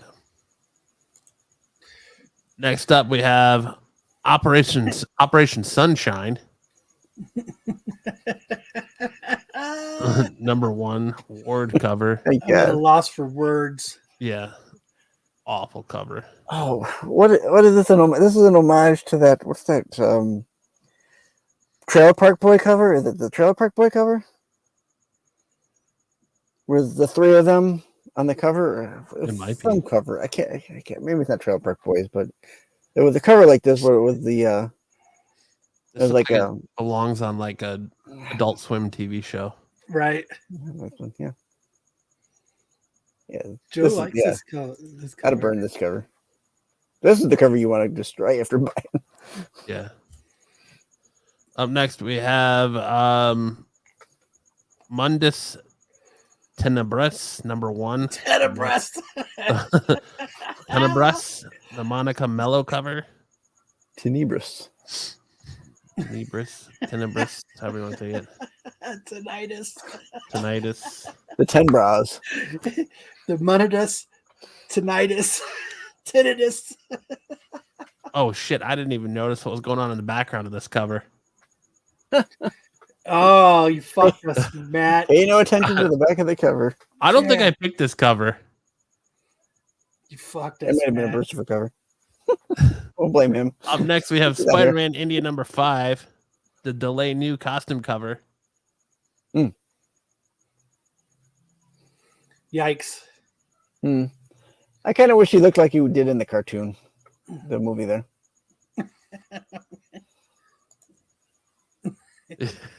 I do what I can. Hey, they both looked that. Him and Marco both had that Michigan schooling. Yep, right. Tenebrosis. We have Venom 23, I think this is the terrible Ryan Gonzalez cover. Yeah, it is because awful. it's dumb. I think because it's just a play on the stupid Howard the Duck cover. Oh, it's that Gwenpool cover. Yeah, That the Secret Wars of Deadpool variant cover. Yeah. says wait. It's a fun go cover, back. though. I'm It's trying trying to learn something. No. I would have used that as a poster, not like a cover art comic book. Tenebrosis. We have Wolverine 38, What in the hell? That's what happens the Lionel when you're Union champion constipated covers. and you eat Taco Bell. Lionel. Ah! You just your tummy's grumbling. You're just bent over wishing you would poo and you can't. Yep. Oh, Dear God, help me. right. Try to push it out. Oh, Get this no. Taco Bell out of me. No. That's a pass for me. I would not get this book. It's this cover anyway. Yeah, it's not a very good cover. It's right up there with Half Naked Batman. She has hair on top of her hair. Oh, it's bad. Next up, we have Batman and Robin number 2 for the best cover of the week. Francisco Matina cardstock cover. I liked it. Oh, it looks like a baby. Yeah, that's what I was kind of thinking too, and I was looking at it because there's another cover that's pretty good as well for this. Actually, all 3 covers are pretty good for this. Like are these supposed to be like Halloween costume variants? Because that's like a little kid in his costume. I don't think I like it, but he's chewing bubblegum. Why not? It does. These characters do eat a shitload of Taco Bell each week. Is this Damian Wayne or is this Tim Drake? I'm with Sticks, and I think it's somebody like Someone's kid. dressed You get up someone dressed up as Wolverine, as as Robin. Wolverine. Yes, I've got Wolverine on the brain. That definitely looks like somebody dressed up like Wolverine. You Honey, who are you supposed to be? I'm Wolverine. No, you're not. You dumb shit. You fucking nailed it. You fucking nailed it. Yeah, I don't like this cover. I guess about it.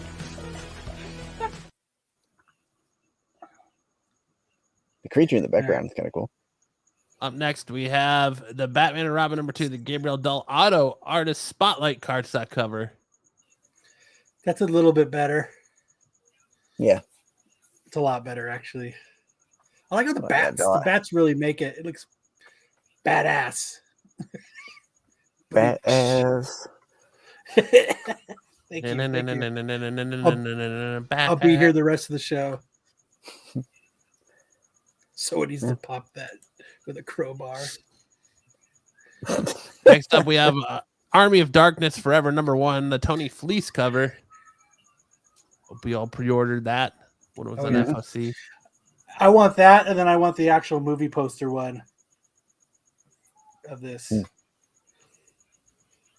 But yep, everybody go out and get this. You can get a foil fix on this one if you need. You didn't do a foil for it. There's a foil for it. There's a foil variant for it. Oh, I thought we talked about it when we were talking to him. Yeah, there's at least there's one on the FOC listed that there's a Tony Fleece foil variant of this. I think it's a ratio variant too. Oh no, we talked about something else. 3 staples. Yes, acetate. Yes. Then we have Silver Surfer Rebirth Legacy number 2, the Wonder 100, Gabriel Del Auto Virgin. I didn't like this cover. You didn't? I just think it kind of looks dumb. Like the contrast of the the stars and everything behind him is cool, but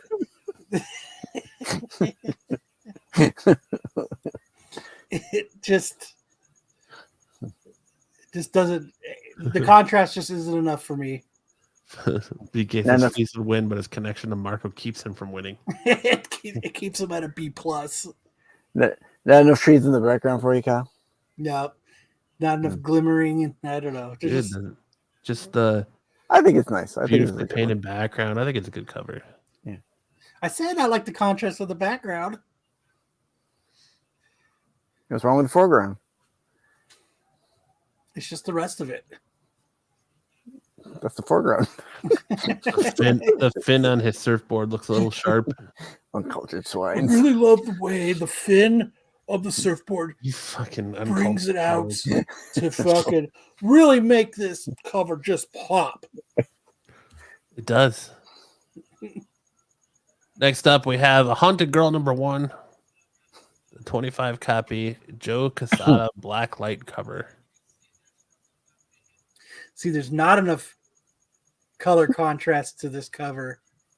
No, the black just elegantly contrasts the white, Imagine that. or vice versa. The soft sepatones of the black. They very much complement each other. Bro, I love your board. How you get that totally tubular wave, dude, up in space? Next up, we have the Amazing Spider-Man 35, the Elena Casagrande Stormbreaker cover. I just think that's fucking cool as shit. Yeah. He's all fucked up. Got a fuck spider on his eye.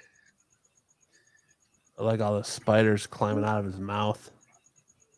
It really pops. It makes the cover pop. It does. It pops like your butthole after Taco Bell. And he's got Lord Voldemort's nose. Yep. It almost looks like balls hanging down. That's kind of like a ball hanging down, doesn't it? It's an inverted heart. Inverted heart. But the little speckles in the back really make his face pop. Like it really the glow. brings, His aura. It really brings the life of the color of the cover to just The shading of his epiglottis is really nice at the back of his throat. Yes. All right.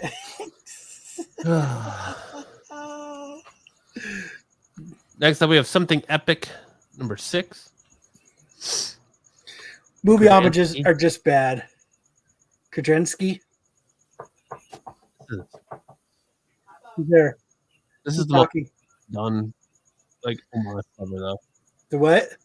This cover is like the most overused homage in covers. Because it works. It looks cool. Mm. I'll never get tired. I'll always buy it homage covers. Is it? Well, I mean, Just the way it just pops and makes you think of just good storytelling, and it just It contrasts well because it pops.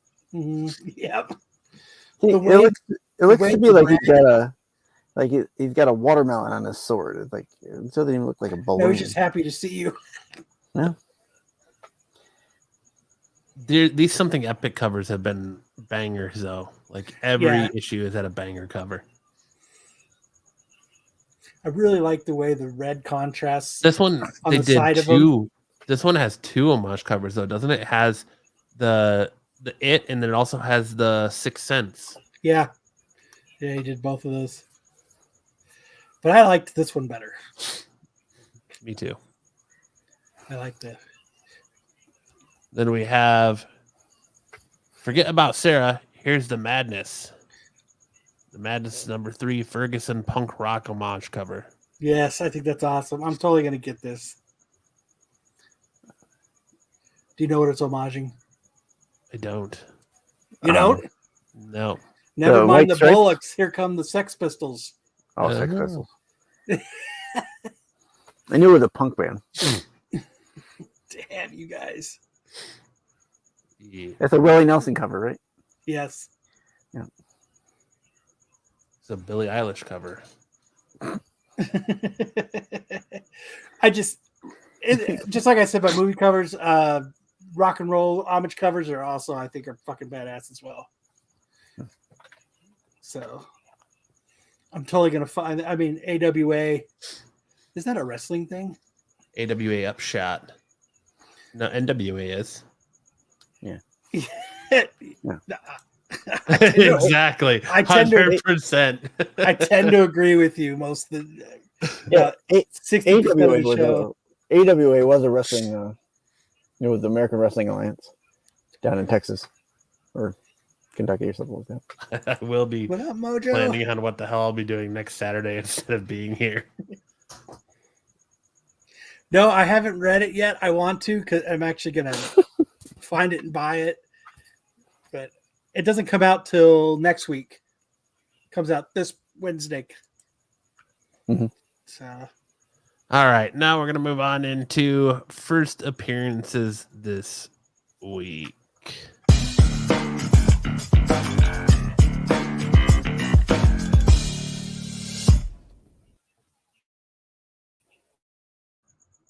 First up, we have the new issue of Black Panther.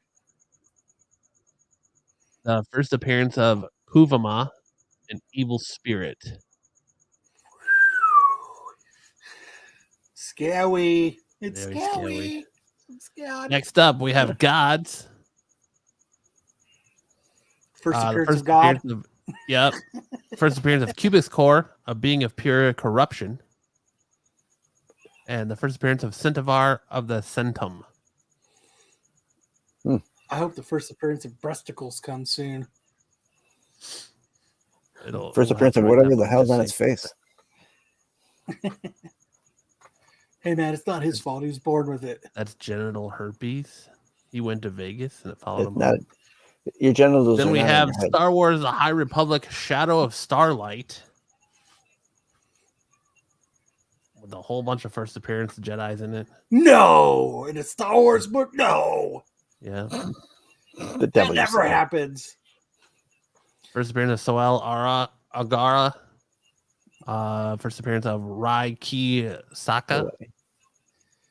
First appearance of Terry Rosenson. Terry Funk.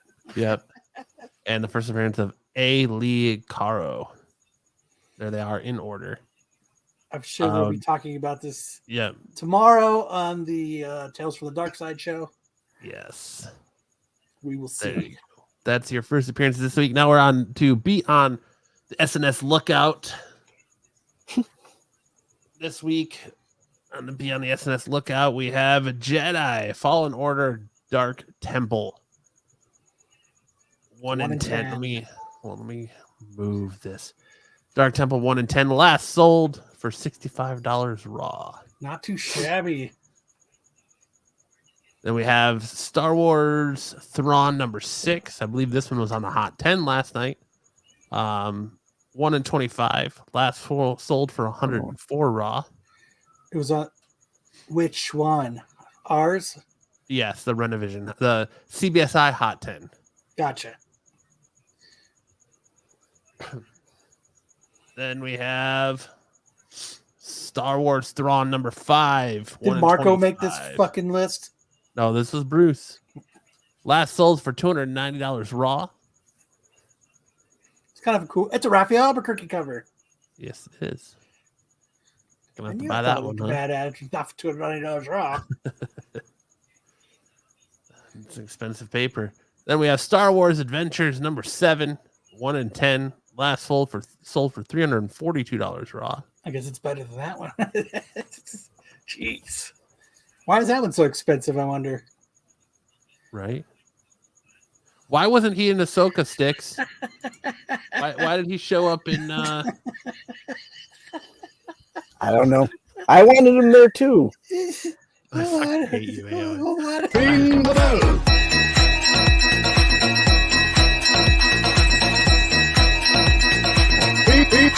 Ring the bell. Used to be at the party.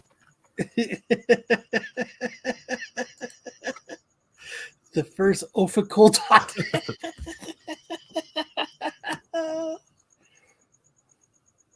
Next up, we have Star Wars, Kanan, the Last Padawan, #1. Now I know Young. this fucking was fed to him from Marco. Last sold for $70 raw. And that is your be on the SNS lookout. Now we're on to the CBSI Hot 10 shows outside looking in, the books that just missed making Pete's top 10 list. Kicking us off here, we have the Transformers #1 Scotty Young exclusive. Pete says, I don't mind including store exclusives on the main list, but there's no denying that this Transformers exclusive stands out from the crowd of exclusives. A $25 buy-in from Scotty Young's online shop that sold out all 1,000 copies a couple weeks ago. It was selling for $65 to $75 at first week and on the aftermarket, but now this is moving to $150. I don't agree with Pete on this. I think he should include them because like this is actually a pretty fucking cool cover. Yeah, this is a badass. Yeah. So for him not to, I'm gonna have to have a talk with him after the show. I'm sure you'll be hearing from him anyways. You can talk to him when he calls you. By the way. Yeah.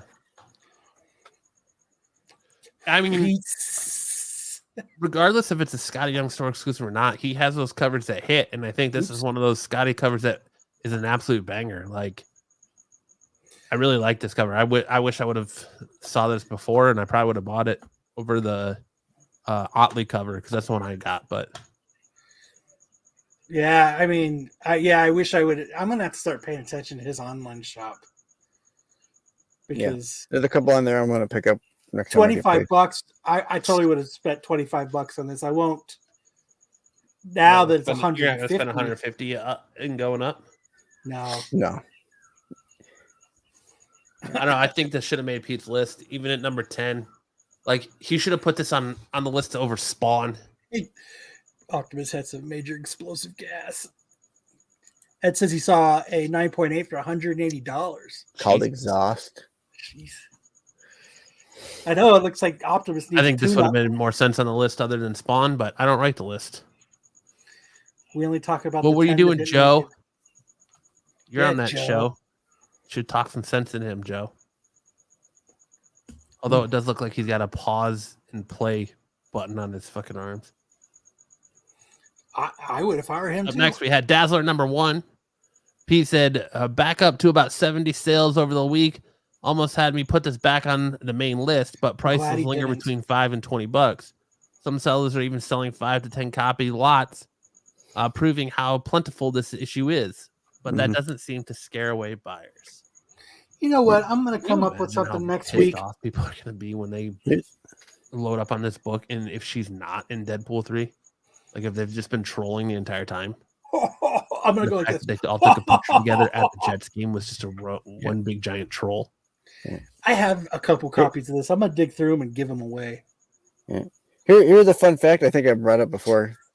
This book does not have any newsstands. This is an only direct market book. Damn. 6-Boy coming in with the info. Ooh. Damn. The I'm more you glad know. it's not on the fucking list. I'm tired of seeing this book on the list. And this like they said, it's very plentiful, and I don't think it's gonna be like a hard to find book. No. I think I found mine in dollar I can- bins.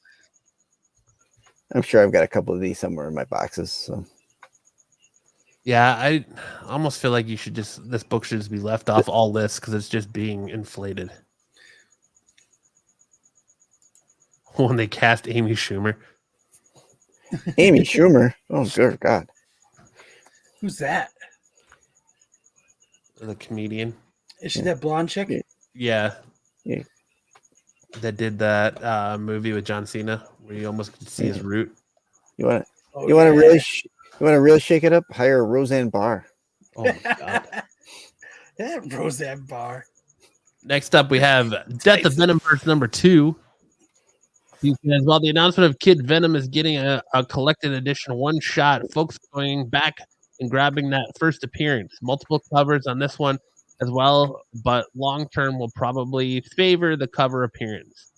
Lots of Venom, lots of volume with dozens of sales, but most are still right around cover price. So this one will be one to watch to see if any price increase occurs in the coming weeks. Yeah. So if it's not selling for more than cover price, then I think why it's is it on the list? the volume of it. It brings it attention, like how many sell, how much it's, or how many of them are actually selling. So there's like a stack like that of them by volume. Yeah, so they're like selling for cover price, but there's a lot of sales on them. I believe there is a Kid Venom variant for this book. That I think will probably be the standout seller. So if you can find that, it's probably still in. I'm sure it's still on back walls, and you can pay cover price for it at your LCS. But that's probably going to be the one that, if anything, is going to be the sought after one come next year when that book hits. So I'm gonna pass on this book. but the chances, I really don't see them doing anything with Kid Venom to make it anywhere near speckable. So Kid Venom has a lot of volume. yeah, you could It's probably loud. spend your money. You could probably spend your money somewhere else. Yeah, I mean I'm not even looking at sold. I'm just looking at what they're going for. He's right. It's like $4. Like that cover, $4.99. Let's see. There's a great. I can share my screen if you want. What's the Kid Venom cover go for? Here, I'll just share my screen. How's that? And we can all look together. Oh boy, I like doing things together. I'll start back at the top. Yeah, there's the Kid Venom variant. There's a lot of them. It looks like for $20. I mean, it's not doing much different. So Pete only pushes the books he can pump and dump. I mean, here's Yeah, that's I think it's a second print they got coming out for it too.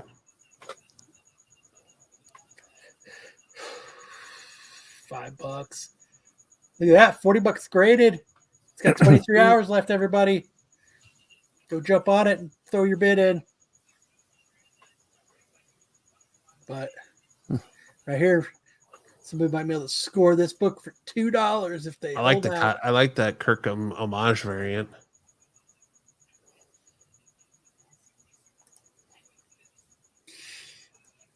This one, yeah, almost gone. Tyler Kirkham had a bunch of homage covers, like Battle Damage TMNT covers for New York Comic Con that did not look good.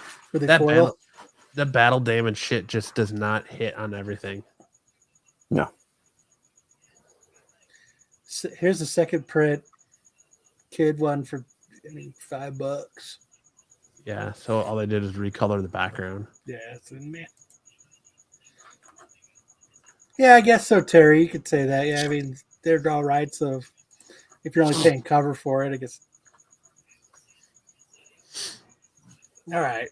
Next up, we have Star Wars High Republic Shadow of Starlight 1 in 100. Fuck. Piece at a couple pre-sales, set the market again above the 1 in 100 ratio, but this almost makes the list as there are 4 sales this week since release from $160 to $200. These were bought online by Dom because he couldn't get it at his LCS. Probably. He bought them all. Fuck it, I'll buy them all. Fuck it.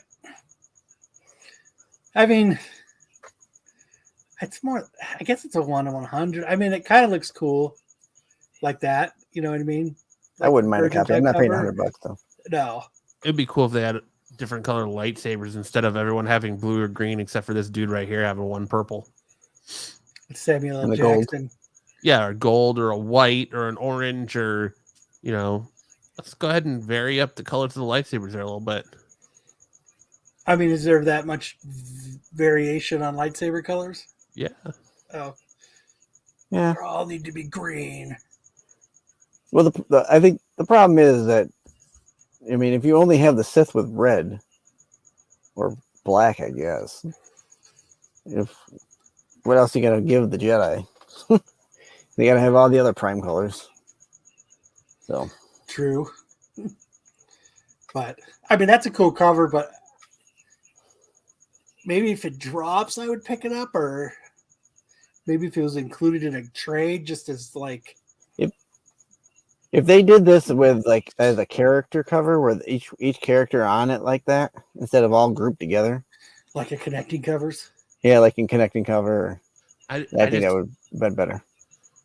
I think the only way you buy this is if you're counting on those four first appearances hitting and them showing up in like the High Republic Yeah, well, movie or whatever they're doing for Disney.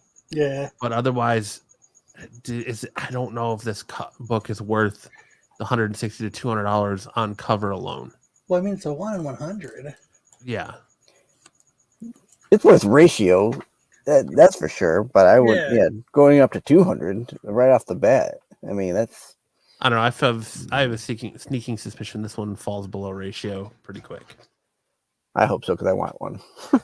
I wouldn't mind having one. Yeah. Yeah, just for the Yoda alone, that's why I would want it. So.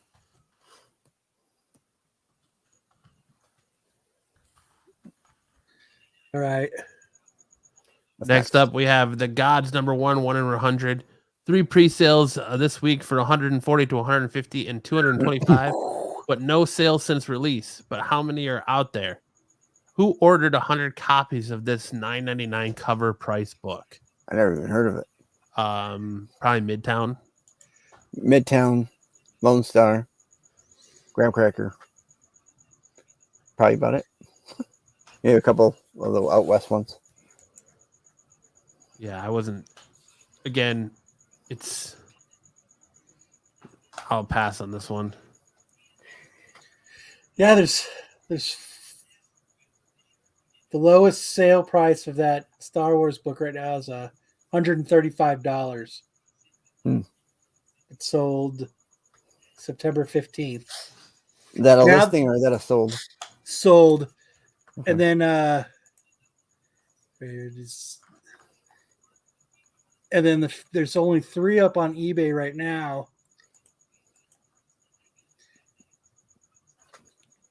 Why didn't it do it? And they're going 219, 215, and 249. All and 2 of them by the same person. So looks like it's gone up. But there's only 3 on there, so if you want to hurry up and get it, there you go. Yeah. I'll stick with the trade for now. 100s that are just Virgin 8 covers. But I don't know how many people are digging this God series. Like, I mean, Pete says, who's ordering 100 copies of this $9.99 book? But more so, it's like, is there anybody really that interested in this series? I don't know what's about. Yeah, I don't. It's To Hickman. gauge whether Like, I'd be interested or not. So I've I only have to look heard into it. about the hype on this book and name alone because Hickman's writing it. I mean, the cover is cool. I mean, I don't think there's anything wrong with the cover. I just don't know anything about the book. Not on my radar, I guess. Yeah. And I mean, and these are pre-orders, so tells me a lot of like people specking on writer alone that this book is going to be hot and there's going to be changes like he did with X-Men, and so people are thinking, oh well, this is going to be a book to have in a 1 in 100. I can make my money back on it or whatever. But I mean, Hickman does good writing, so he does. Do you have a synopsis? Can you bring up a synopsis for it to read? A synopsis. Synopsis. Sinopius.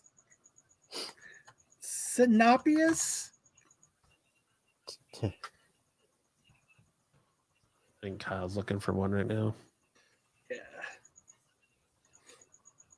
I'll try to find one right now. It says, no, continue. Here, I'll bring it up. Says God's number one is a trippy and mind-bending odyssey through the edges of the Marvel universe. Announced months ago and shrouded in secrecy, God's promises to redefine the cosmic side of the Marvel universe, and the first issue makes good on this, taking readers on a thrill into a realm previously unseen, one where the stakes have never been higher or more deadly.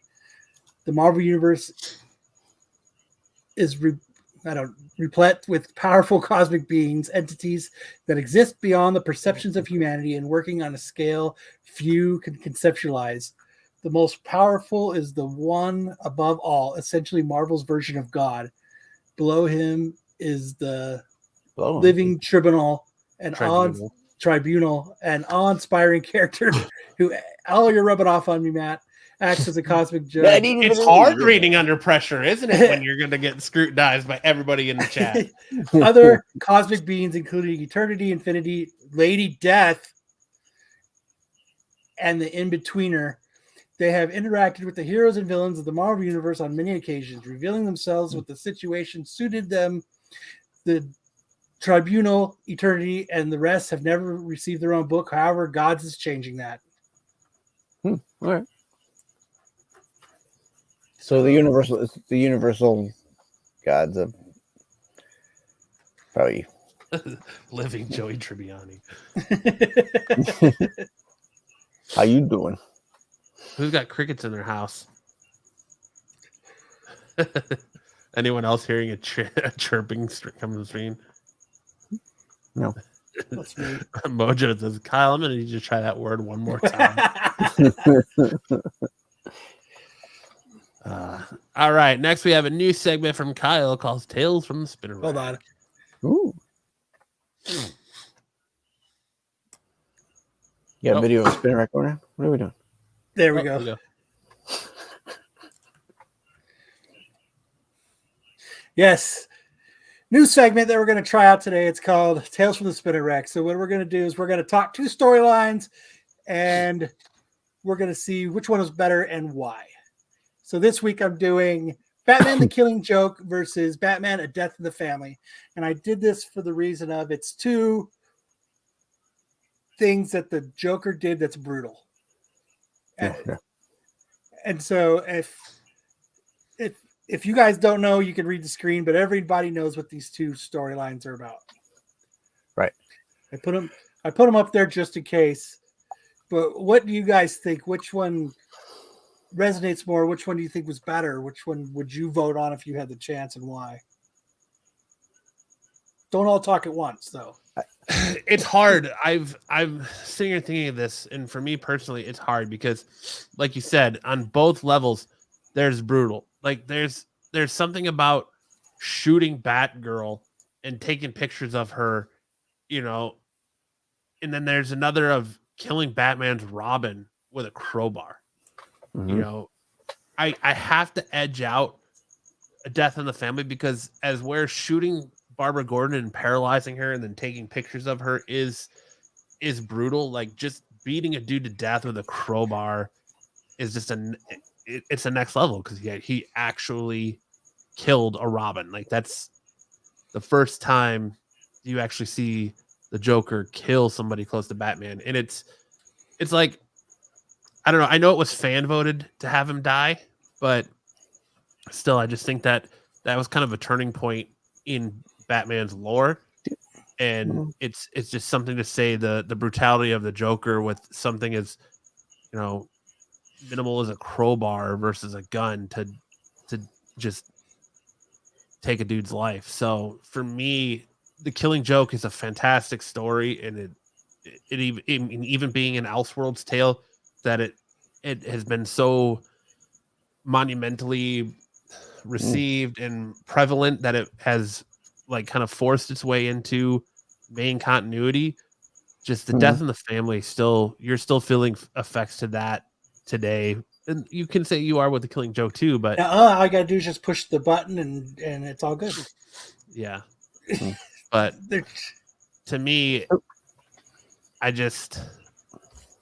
would have to say give the nod to A Death in the Family just because of the fact that Robin actually was beat to death. Mhm. Well, yeah, that's true. Actually, the bomb killed Jason Todd. That's true too. So, but Right. I don't know. Right. Yeah. I don't know. It's hard. It's hard. It's hard. It was a young Marco who emptied his mom's credit card and called the 900 number thousands of times. But I just thought this was a good start because they're both great stories. They really are, and and you're right. They both have ripple effects that we Right. still see today. So here's my question for A Death in the Family. Have we ever seen the opposite of him dying? Have we ever seen Life like in the the Family? storyboard where he actually lives? Have we ever seen that? Mm-mm. Do we know? My question is, do we know that they actually had that planned out where it was either or do they always just have this? I mean, the whole 900 number is a gimmick just to get money, but they had to. Yeah, right. They had to have had some kind of $3.99 a minute plus 25 cents each edition a minute. Yeah, there had to have been 1-800 some sort of sexy like girl. contingency plan Sex girl. on Right. who was going to die. But They had to have a storyboard for each. I'm sure some kind of outline. See, and then you mentioned Elseworlds. See, that's where I would like to see an Elseworlds. Where what if, like, kind of a what if Jason Todd had lived? Like he crept up on the Joker and Yeah, instead of the dodged, Joker, dodged it or something, or yeah, dodged or the the Joker, crowbar. he got where the Joker got blown up by the bomb. I think instead of that would actually be kind of a cool story. I wouldn't mind seeing that. Maybe that's how they had it. Maybe both are truly iconic. I mean, Killing Joke has been homaged and cover alone thousands of times. Oh yeah. So is this cover, I think, to some extent, but not as much as the Killing Joke. I mean, the And ripple. Barbara Gordon's still in a wheelchair, right? I mean, even in this continuity, no, not anymore. she's not Oracle in a wheelchair anymore. I don't read DC, so I'm not. They put like cool. a chip in her back that allowed her to walk again, so she's no But longer. she still has an effect of that, right? Yeah, she still Okay. carries the effects of it. So even in this continuity, she has an effect from that. So Yeah. that leads me to believe this is still in continuity, whether it's 52 or nothing, because she still has something with her back. They never did another story with her getting anything to her back, right? Just this one. Yeah. So this is a all multiverse continuity pinpoint. I mean, even to the ripple effect is when Albuquerque did that cover, they stopped him, right, because of the ripple effect of this story. That was such a badass cover, man. Oh God, I would have paid good money for that cover. I don't care if it was a ratio or wasn't going to be a ratio or whatever. I would have paid for it because that cover was badass. So, but you guys could go vote. I know we're giving you guys a ton of shit to vote on now, but this is a new segment. I don't know if you guys liked it or not. We'll keep playing with it. This is an interesting. I like this. This is an interesting segment. That was the best. That is the best story ever. If they did that now, Bodie McBodie face is the best. But yeah, that's you give people a chance to vote, they're gonna vote the shittiest way they can. So, but do you think if they truly, because didn't they try to do it again? Kill him off. Yeah. Do you think if they did that? So didn't they try to parry it too? Like in an episode of Titans when Jason's like hanging off a building and they like cliffhangered it. They tried to get you to vote to whether he should die or live. Mm-hmm. I don't know. But that's what they should do instead of coming up with these fucked up names. They should let the internet make the names for the characters now. First appearance of, then we get stuff like Bodie McBodie face. Like, So, to me, I feel like A Death in the Family is kind of Joker succeeding in breaking Batman, because he really does break Bruce's psyche, because Bruce is having to deal with the torment and guilt he feels with Jason, falling victim to this and Right. dying and all that. So you really get to see that true like breaking point of Batman.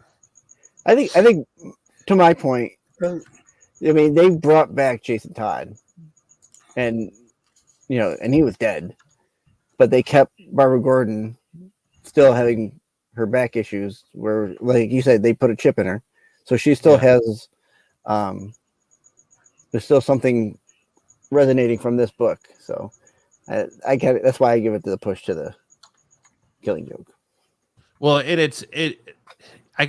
can see how you can say that too, because I mean, it has been a definitive Elseworld story that has made its way into continuity because of how well received and Powerful book it was. and powerful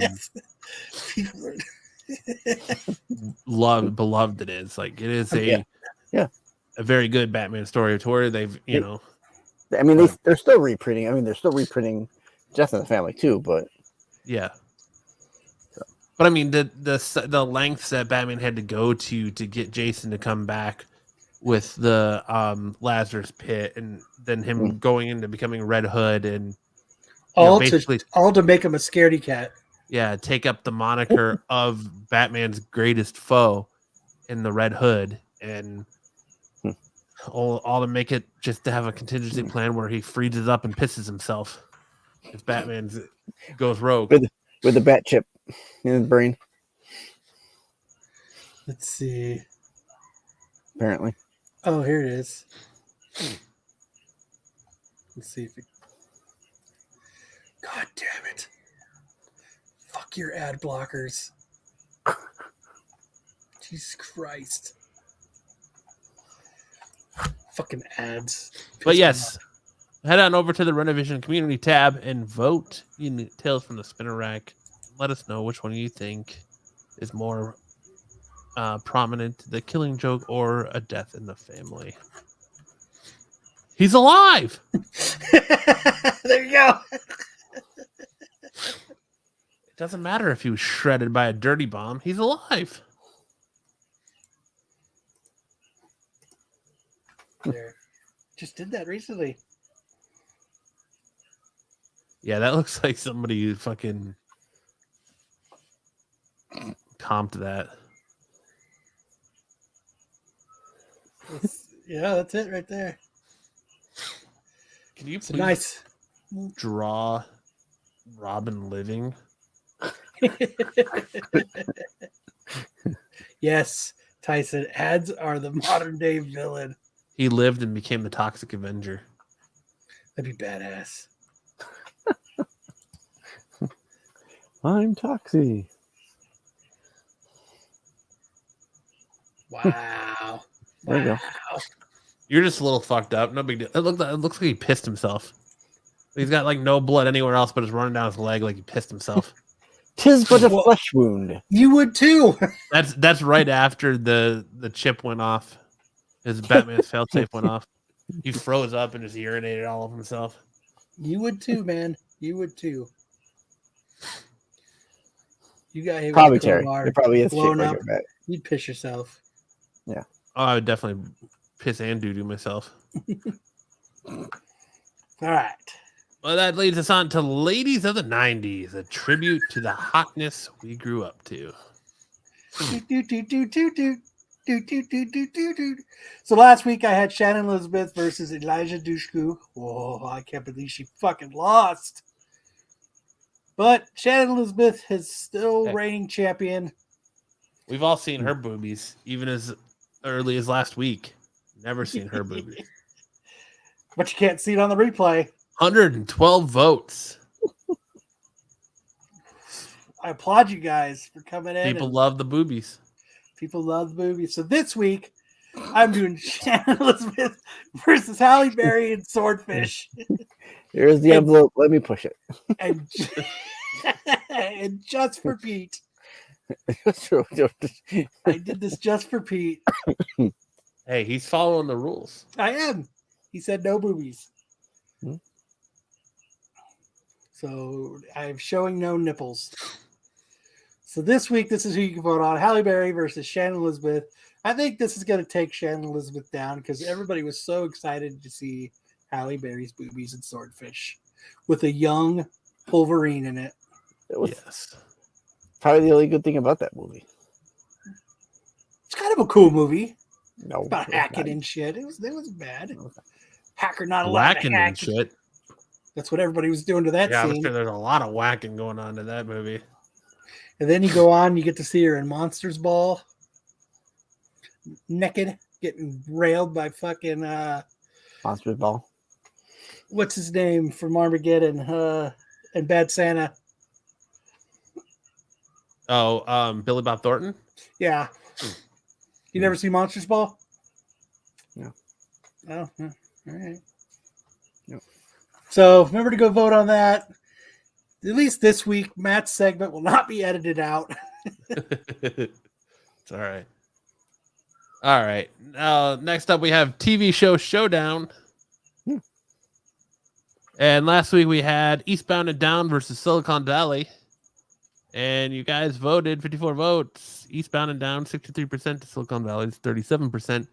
So this week I decided to show some love to Discarded. our fans across the pond, and I did the In-Betweeners versus the Misfits.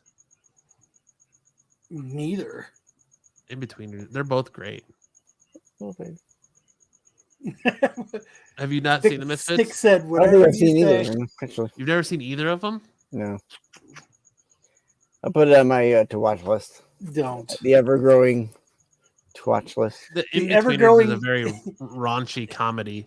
The Misfits is about a group of like juvenile Misfits? kids that are into juvenile kids that are in like a sent to like a work camp for the day, and there's a lightning storm and they're all hit and they're all given different powers, Oh, and shit, so- shit goes south real quick. You know So- what?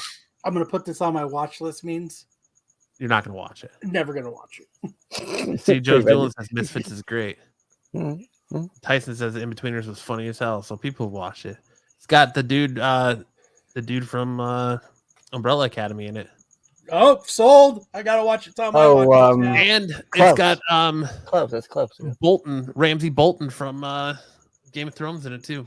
Oh, it's definitely on my watch list now. Hey, this chick fucks a gorilla, so there's that too. Stupid. That's fucking stupid. Tyson has seen both, he said. So there you go. That's fucking stupid. That's Head on over to the not a Renovision- reason to watch a show. You know what to say about King Kong? Would you folks grueling it up? Hold on, I'll be right back. I'm just saying, dude. But head on over to the Renovision page, click that community tab, make sure to vote in Tales from the Spinner Rack, Hot Chicks in the 90s, and the TV show Showdown. That leads us to Triple D Dodgeball. Let's see if Sam gave us any dodgeball highlights this week. Ooh. Wait, what?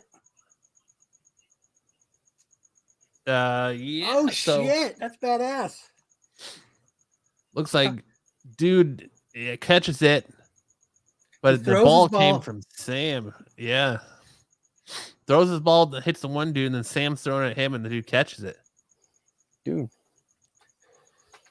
Nice. nice hand-eye Nice. coordination, guys. Good job.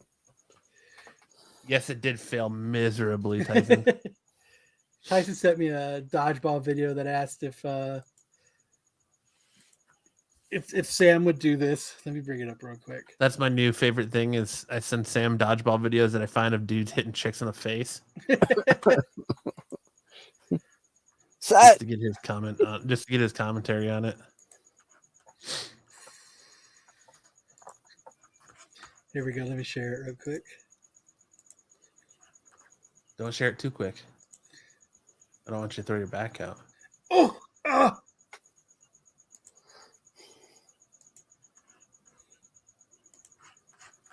The most most unexpected dodgeball trick shot ever. Yeah. This might be the most unexpected dodgeball trick shot ever. I've said that one to Sam. Did you? Yeah, and all he said is I like how she mouths "fuck you" as she's walking away. Ah! This might be the most unexpected. All right.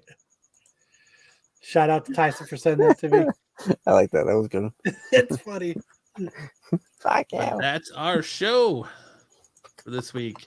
Make sure to hit that like, thumbs up, like the video if you had a good time. If you're new here, I saw some new faces in the chat. Make sure to I saw Mike subscribe Wheeler. button to subscribe to all the great Renovision content that we have on this channel, like all of Pete's shorts. Because Everybody likes to look at Pete's shorts. Yep, you want to get all up in Pete's shorts, and then you got See the Pete Hog. the Dark Side Boys Sunday nights. Then you got the flagship tax show on Wednesday. Then you got, of course, the Hot 10 on Friday, followed by Sticks and the Boys over at Get Off CBSI the Hot Lawn. 10. The CBSI Hot 10. Yes. Yep. The lead-in. And then come back here next Saturday for another hijinks fueled, mayhem fueled episode. Where Matt will be thinking about the following week. Yeah, I'll be thinking if I want to return next as he goes down like this to text. Yep. I'll decide whether I want to continue my tenure here or not, or if my reading abilities have just shamed me into hiding and becoming a recluse. There is no shame. It's a staple. Yep. But snake. Yes. Heads up, 7-Up. Uh-oh, Pete's calling me. Uh-oh. You're fired. I didn't show boobies, so can't get mad at me. Nope. Well, everybody, thanks a lot. Yep. Have a great rest of your weekend, and as always, make sure to tell somebody that they remind you of the Gimp from Pulp Fiction.